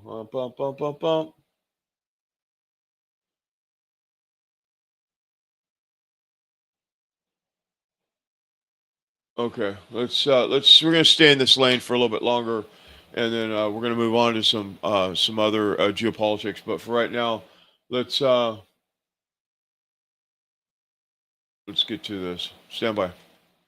Story that Kash Patel turned over to the Congress, documents showing that the FBI suspected that China was mailing tens of thousands of fake driver's licenses to Chinese citizens here so that they could create fake identities and then cast mail-in ballots for Joe Biden in the 2020 election. Massive interference. What happened to that memo, according to Kash Patel told me for some reason it was recalled and it wasn't investigated further. Someone sent it out and the FBI called it back, and then no one ever investigated, even though there was corroborating evidence. What was the corroborating evidence? Customs and Border Protection intercepted 20,000 of those fake IDs. Where? In Chicago. Going to Midwest states. Oh, the battleground states, of course. Yeah. They had the corroboration even. They pull it back. I just got text of these two memos for the first time. I can tell you the back one first, and I'll go back to the juicy part in the beginning. When they recalled the memo, they asked all their sister agencies in the intelligence community to destroy the memo that had been sent out. That's very odd. You don't normally destroy raw intelligence reports. Somebody didn't want this to be discovered. Now, let me tell you what the memo actually says. It lays it out exactly as Kash Patel told us last night. In late August 2020, the Chinese government had produced a large amount of fraudulent United States driver's licenses that were secretly exported to the United States. The fraudulent driver's licenses would allow tens of thousands of Chinese students and immigrants sympathetic to the Chinese Communist Party to vote for U.S. presidential candidate, U.S. person Joe Biden, despite not being eligible to vote in the United States. China had collected private U.S. user data from millions of TikTok accounts to include name, ID, and address to facilitate this capability. Very specific. It comes from a source who's been working for the FBI just under a year. During that period, he was working with the FBI. He was chronically corroborated, so he was deemed to be pretty reliable. But there are things in this memo that clearly are wrong. It says, first off, we haven't corroborated everything here. It's out to just get lead generation. Two, we don't see address fields in TikTok, so maybe that part of the information could be wrong. But it was clearly meant to be a lead gen for investigators to go out and find out, was there about to be a massive... We know who drew back the FBI memo? Yeah. We do not. That's the missing part. We do not know who called it. We know it was recalled. We see the recall memo, but it doesn't show who gave the order. Just how do we find that out? Because clearly someone knows that, and if there's going to be a... Chuck Grassley just a few minutes ago sent a letter to Kash Patel saying, thanks for this memo. I thought this was my memo what happened. You need to find out who recalled it and why they recalled it. I want every detail about the recall and why the destruction of the document. Why would you destroy something if it's just regular intelligence communication? Just find that chain of command. Someone recalled it. Someone told that person to recall, and so it's going to go up the chains. It's going to go up the chains. Yeah. Christopher Ray, did it stop it, Ray, or did it actually? No, maybe someone else in the intelligence community, DNI, White House. We have to see. Would they? Would the DNI be able to pull back up an FBI? They could ask it. Yeah, they sure could. We can certainly find out. We can stop. When you tend to sniff around, you get people nervous, and you tend to get more information. People trip up, and you finally get the truth. Yeah. So,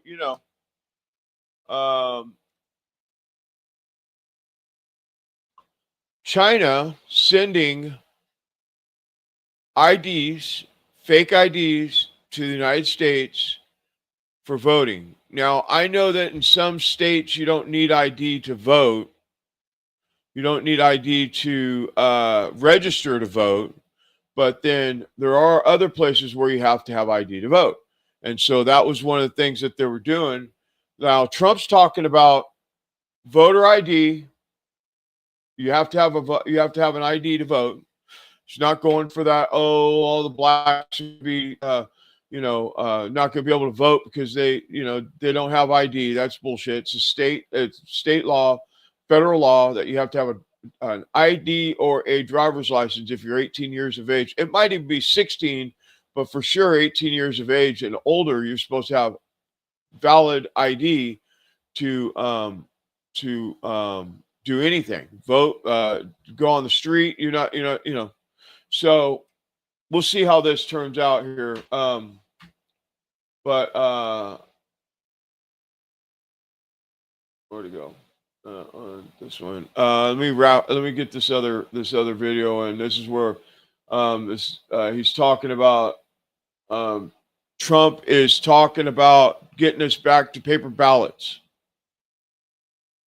Trump woke up this morning, kicked the cheating Democrats right where they keep their TDS. He didn't even sign an executive order. All he did was float the idea of signing an executive order that would ban mail-in voting and voting machines, taking us back to paper ballots with watermarks. And the Democrats, dude, they are losing their shit. If you thought they were mad when they took their slaves away, oh no, dude, no, this is way worse. They're fucking screaming about our democracy. One dude, he was saying like 30 to 50% of people in some cities vote by mail-in voting. No, like you make up 50% of the voting with mail-in voting. That's how that works. There's Trump even floated ideas of withholding federal funds to states that will not implement voter ID laws. All of this, he says, he is going to do before the midterm elections.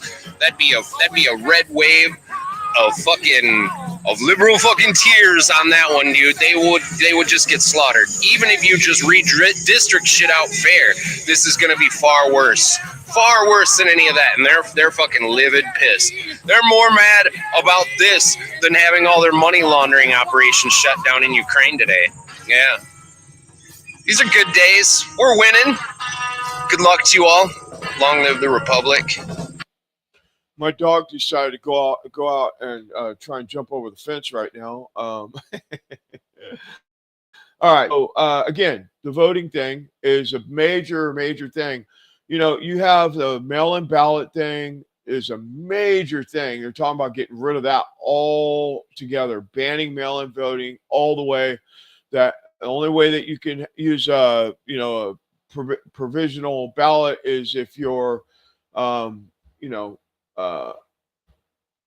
medical for medical reasons or military, But all this mail-in ballot stuff, they've been still in elections since 16 or 20 and 20. They would have stole 2024 if it wouldn't have been such a landslide. We all know this. Like Trump won by large margins, but people are tired of what has been going on in this country because, like I said, between 16 and 20 and 2024, people are waking up to all this COVID nonsense and, all the different vaccines and all that bullshit that was going on. Like, people have had it. And so we need to get rid of the mail-in ballots. We need to get rid of the voting machines, and we need to do paper ballots, hand counted, same day, and voter ID.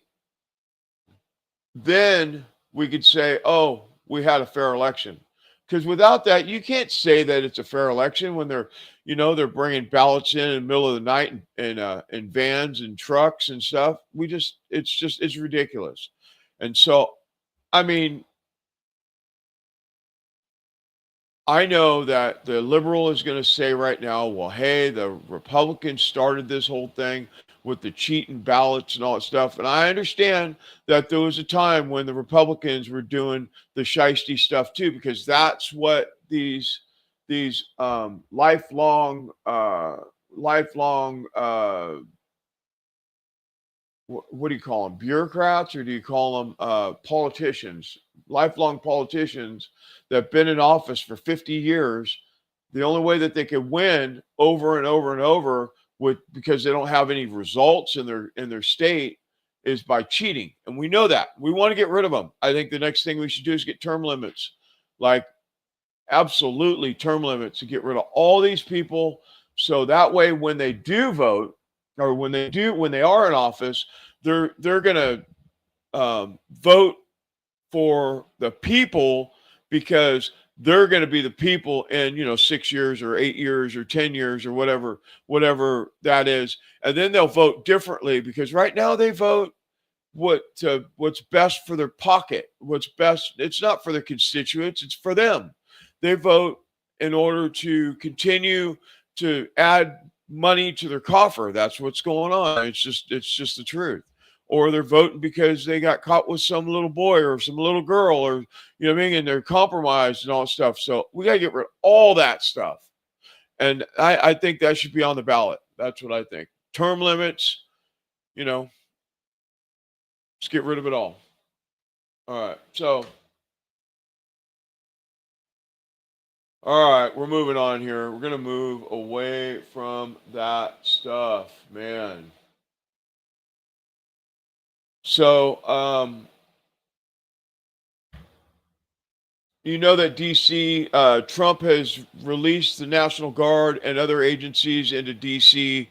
to clean up the streets, clean up the city, and he's done a great job. The crime rate, murder rate, and all that stuff has went down dramatically since the 10 days or whatever that they've had. These National Guard or whatever agencies are teamed up with National Guards, walking the streets and all that stuff. It's went down tremendously. They're talking about now 19 other states. Check it out. 19 other states, National Guard going to be released into 19 other states to do the same thing that they're doing in Washington, D.C. Check it out.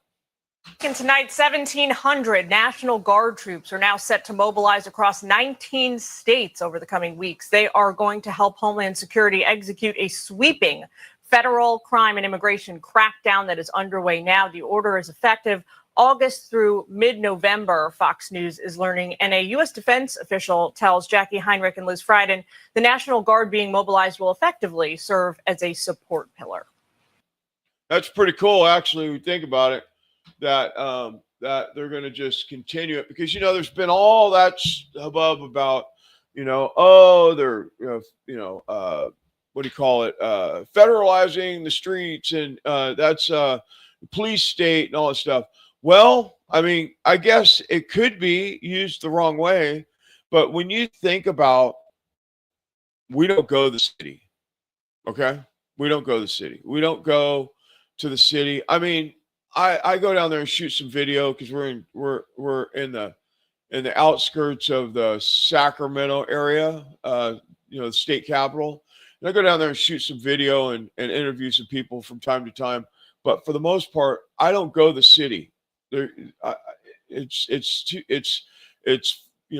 homeless everywhere, garbage all over the streets, theft. People's windows get busted in. They steal shit out of your car. They steal your car. All that stuff is going on in these cities. And if they can clean that stuff up, and we're Sacramento. We're not like Chicago. We're not. We're a semi Republican area. So sort of. The polls say that it's like 56% Democrat, but I don't believe that, because I just don't believe that. But anyway, so there's the big debate going on Twitter or whatever, where they're talking about, oh, Trump's creating a police state. Well, if the police could police their own neighborhoods, probably wouldn't have that problem. But remember, they defunded all the cities, defunded the police, and did all that stuff. And, you know, I'm hoping that they could get in there and clean it all up and make our cities livable again. You think about the people that are just going to work, coming home, and you know, they walk down the street at, you know, after dark, and they get hit over the head and robbed and stuff like that. I mean, it's just not safe. It's not safe anymore, especially in places like New York or Chicago or you know, other places like that. It's not safe. So I totally understand that. Now I get the other part, like there's things that they do, the government does, and then they turn it into what serves them instead of what serves the people. Like the Patriot Act is a prime example. You know, they did that for 9/11, you know, so that they can monitor who's, you know, coming and going and all this stuff, but it turned into this big old thing. Now they have these real IDs and all this stuff. You have to have a real ID to travel and all this shit. So I get it. I totally understand that part. I absolutely do. But how else do you clean up your cities? How do you make the cities safe? I mean, you know, I guess you could do, you know, get a bunch of mercenaries or whatever they're called, you know, to police the streets. We have what are they called? I can't think of what they're called. Guardian angels. We have guardian angels in California. I don't know if they're in other states or not, but there's just one little crew of like 20 people that walk through the cities and you know, just keep their presence known. Like in California, they do that. They do that a lot. But when you have National Guard on the streets, crime goes down. So I don't know. It's a debate. It's probably a debate worth having. I don't know. I don't trust government, so that's where I kind of land on it. You know, it's like, can it be done without it being turned into something against the people? I don't know. I like the idea generally to clean up the cities, but when you really think about it, you go, government is horrible at, you know, being for the people. So I mean, it's something there that's kind of, I'm sitting here right now talking myself out of the idea that I like the idea of them going into doing this National Guard in the cities. I'm literally talking myself out of it as we speak. So I don't know. I think maybe we need to take a look at that, huh? All right, check this out. 55 million illegals to be removed by 55 million illegals that are here, whether they're here legally or on a green card or a work visa or whatever. And they're talking about investigating that to find out if they're supposed to be here or if they're not supposed to be here. And if they're, you know, and, you know, you shake the tree, see what kind of fruit hits the ground, right? So check this out. Also breaking this afternoon, the Trump administration is reviewing the records of more than 55 million visa holders in the U.S. for potential deportation violations. This includes checking for visa overstays, criminal activity, and ties to terrorism. If found ineligible, visas will be revoked and holders may face deportation. The State Department says this is all part of their continuous vetting process to ensure safety and compliance. No, I like that. I think that we should do that. You know, listen, so I have some people that I've had them on the show actually a couple times. And they're Los Angeles or, you know, Southern California out there somewhere, Fontana, wherever they're at. And they said that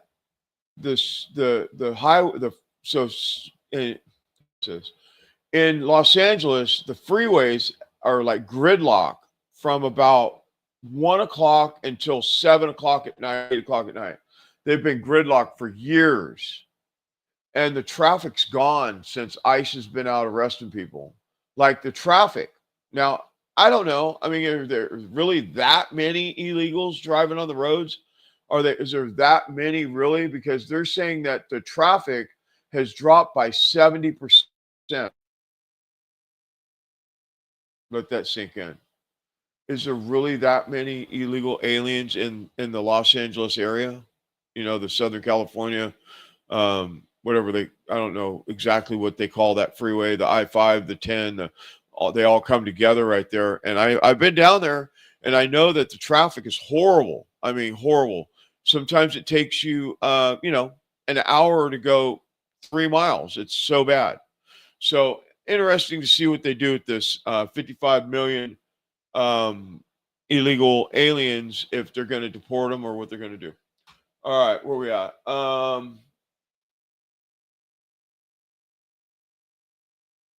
Should I lighten it up a little bit? Let's lighten it up just for a second here. Hold on. Republicans just want sexy white girls with perfectly round titties in their ads.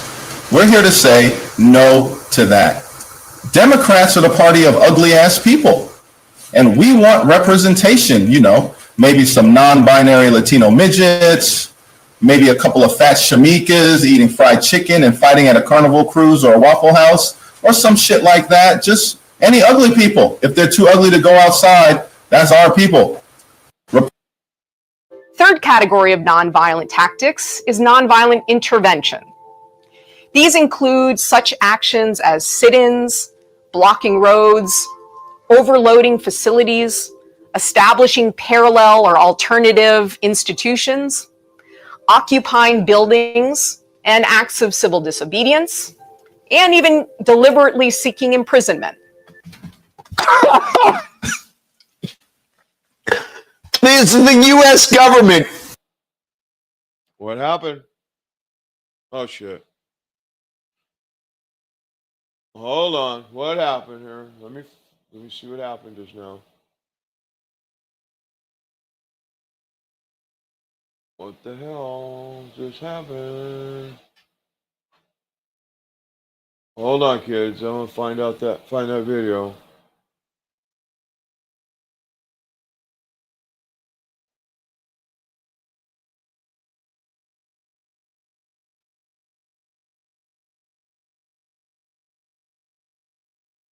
Hold on, people. Hold on. I lost the video. It just dropped on me. I don't know why, but.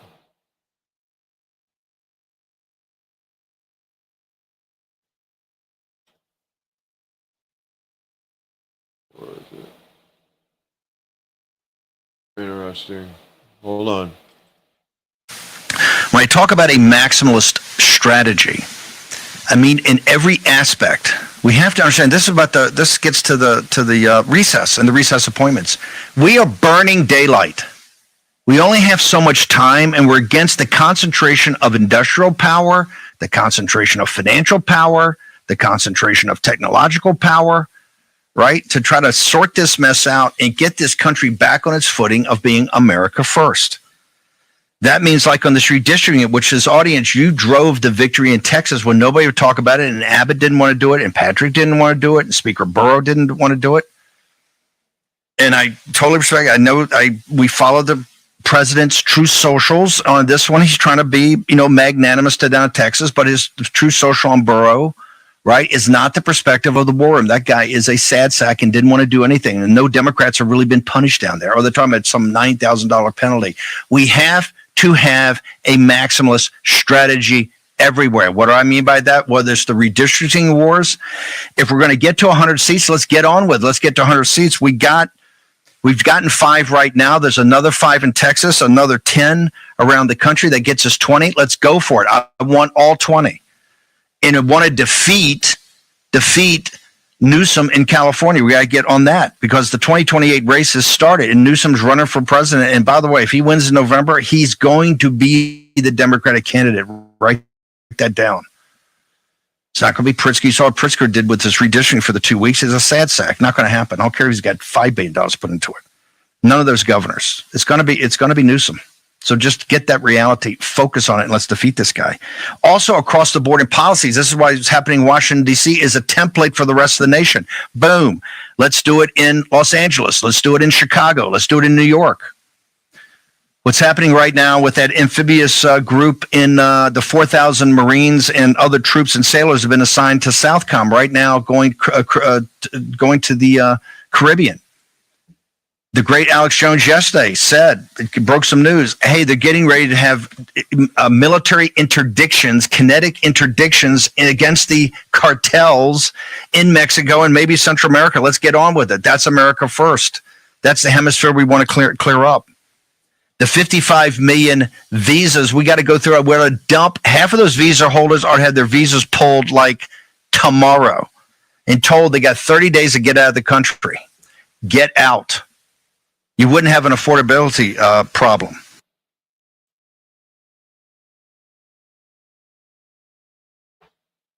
Yeah, so Bannon talking about Newsom is running for president. And I said it last week. I said it the week before. Listen, that dude is a piece of shit, okay? And if we're not careful, they're going to install that dude right in front of us, and there'll be nothing we can do about it, just like they did with Joe Biden, attempted to do with Kamala Harris and all that stuff. That's what they will do if we are not on our game. We need to be on our game like we was when we voted Trump into office. It's just the truth. We need to be paying attention right now because that is real. That is real. All right. So let's get back to that clip that dropped on me with Mike Benz talking about U.S. Institute for Peace sponsoring riots. That's what that was about. So stand by. Third category of nonviolent tactics is nonviolent intervention. These include such actions as sit-ins, blocking roads, overloading facilities, establishing parallel or alternative institutions, occupying buildings, and acts of civil disobedience, and even deliberately seeking imprisonment. This is the U.S. government advocating people block roads, just like you saw in the ICE riots that she was doing. Overload facilities, occupy buildings, like January 6th, and deliberately seek imprisonment. This is funded by our tax dollars, tens of millions of dollars of our tax dollars at the U.S. Institute of Peace. Now you see why she emphasized risk tolerance, because we need crazy people, psychos, criminals, willing to go out there and block roads, overload facilities, occupy buildings like federal buildings, government buildings, and deliberately seek imprisonment. That's just incredible, though. I have to hear that one more time. Tactics is nonviolent intervention.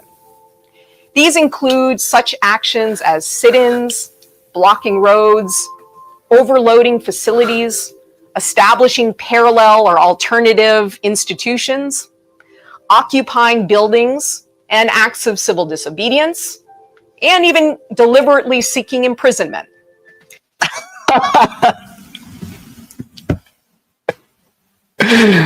Now you see why she was endorsing the how to blow up a pipeline and all this and saying, well, listen, if it's useful to get arrested so that we can call you a martyr. Again, back to the CIA PSYOP guide from 1983, create a martyr for the cause.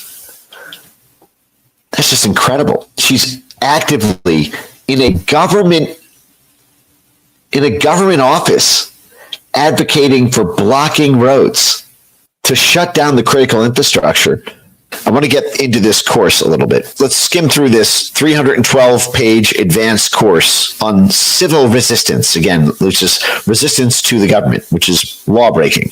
Maria Stefan promoting blocking roads, overloading facilities, deliberately seeking imprisonment. It's in fucking writing, guys. It's in their fucking written guide to block roads, occupy government buildings and deliberately seek imprisonment. Yeah. Wild. That they're bold. They're that bold. That's how bold they are. They're that bold that they just, they put it in their writings. We're going to block roads. We're going to, overwhelm it's crazy. It's just absolutely wild. All right. I want to make sure that we cover this because we're running out of time, like always. And, I had a little mix up in the beginning of the show. So I want to apologize for that. I'm just learning how to do this. Anyway,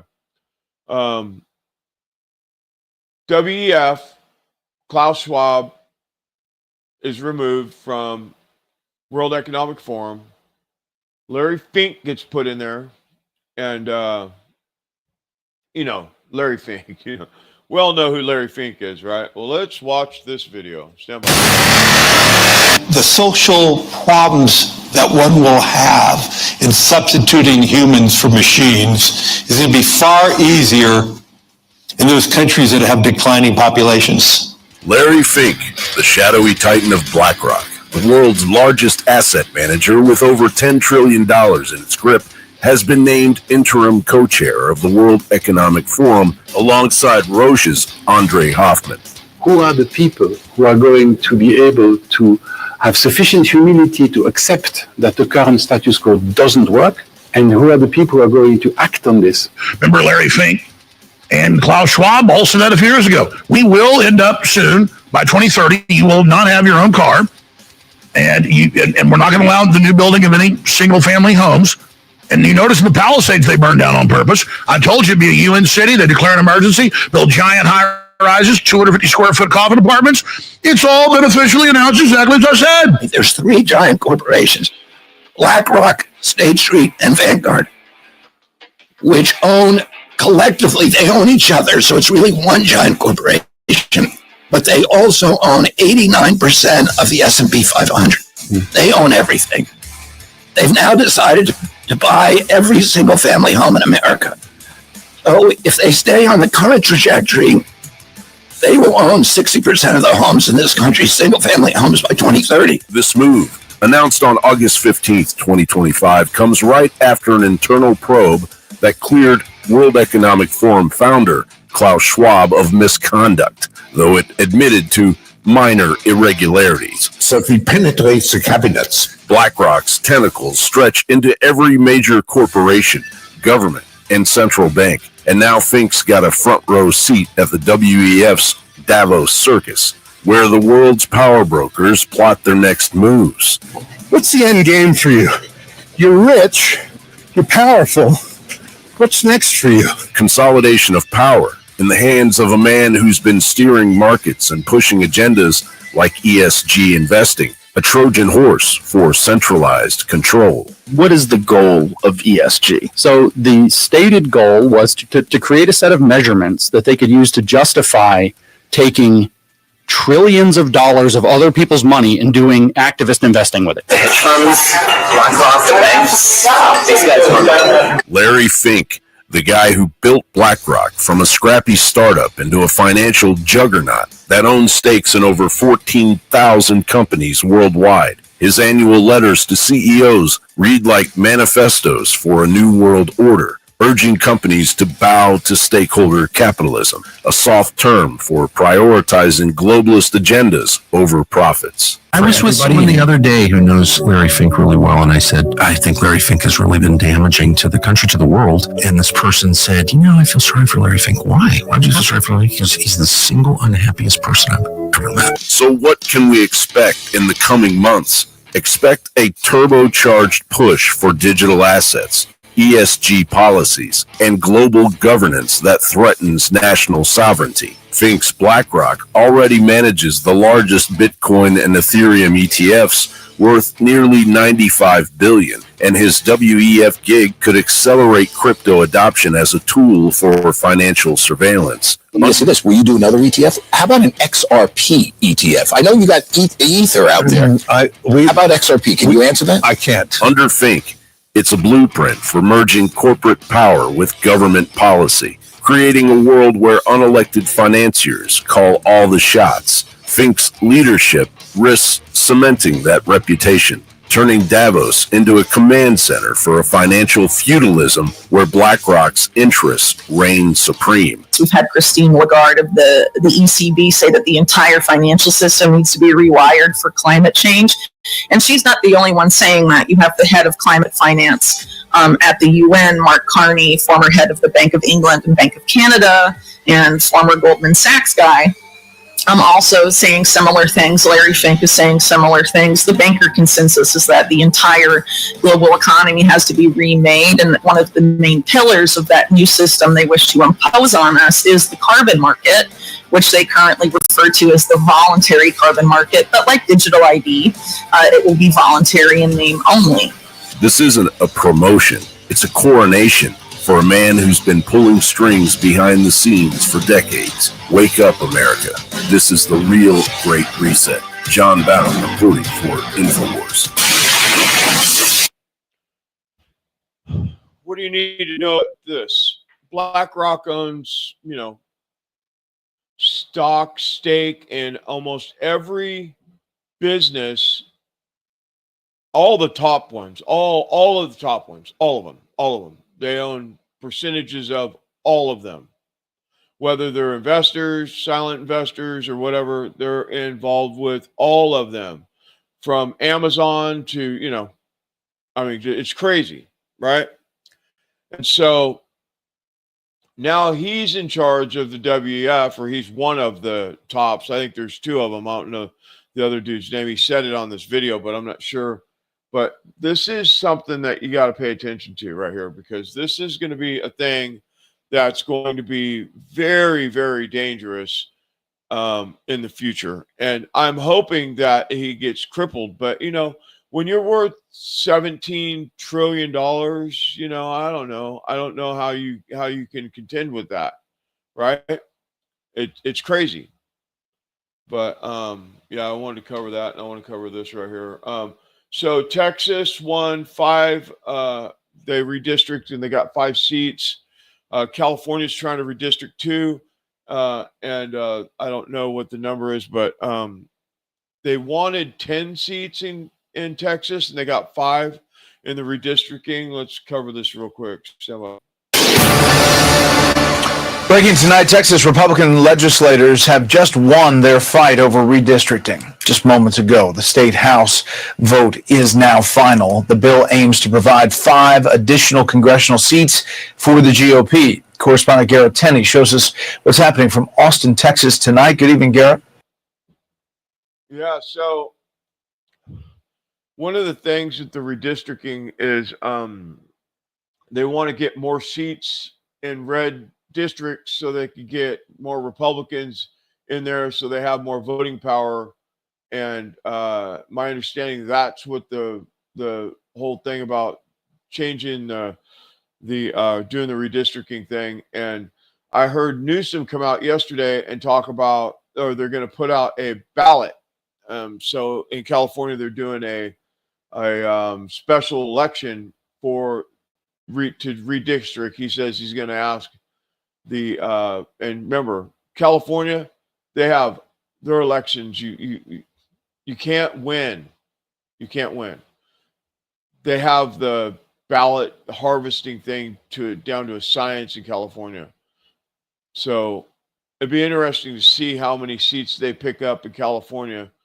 It's virtually impossible for you to win redistricting in a place like California where they have, I don't know, they just print ballots. I don't know what they do, but it's pretty crazy. It is definitely something to, So, what do you know about the gold standard?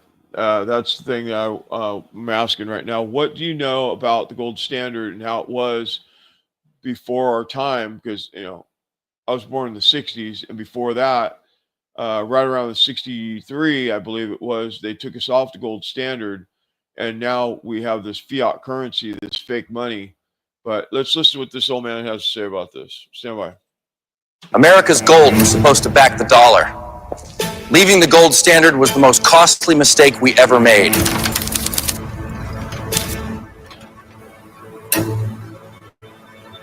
What was so bad about gold? It kept them honest, but they wanted power. You know, kid, folks today think this is just how life's supposed to be. What do you mean? Back in my day, one job could feed a family. My mother stayed home, father worked, and we ate together every night. Didn't realize how good we had it. After the World War, they promised gold-backed dollars, but they broke that promise. They printed paper backed by nothing, funded wars we couldn't afford and shouldn't have been involved in. But France caught on and sent a warship to get back their gold. Truth is, if more countries followed, our vaults would be empty and game over. I have directed the Secretary of the Treasury to take the action necessary to suspend temporarily the convertibility of the dollar into gold. Turns out, when you fake the money, everything else follows, and you screw the next generation over. And it snowballs, kid. Prices shot up, paychecks didn't, life got tougher, and nobody knew why. We tried raising our kids the old way, but we didn't have the time or the money. So you outsourced parenting? Yeah, I guess you could say we did. Government schools raised them, and the TV taught them bad morals. They learned debt, not savings. Bought houses they couldn't afford. Played video games. Gambling, antidepressants, and crimes. Families fractured. Divorce rates doubled. Birth rates plummeted. Things got so bad, people started financing Chipotle. Financing a burrito? Yeah, it's getting bad.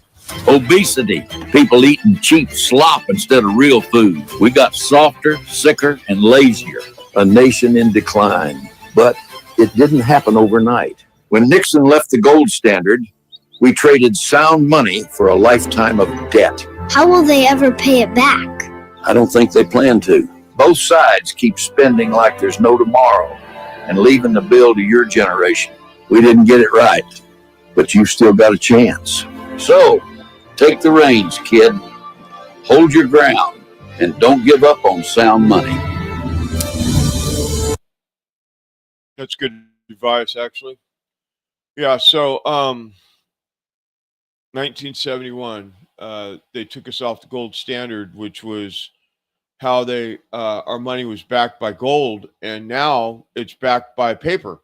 And so what do you got? You got debt, lots of debt. And, you know, we're $38 trillion in the hole in the United States.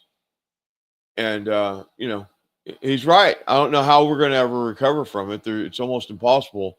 Trump seems to think he's going to put a dent in it, but we'll see how that goes with the tariffs. But I have this one. Do you know who Nick Fuentes is? And do you know about his what his show? You know, he's a young man.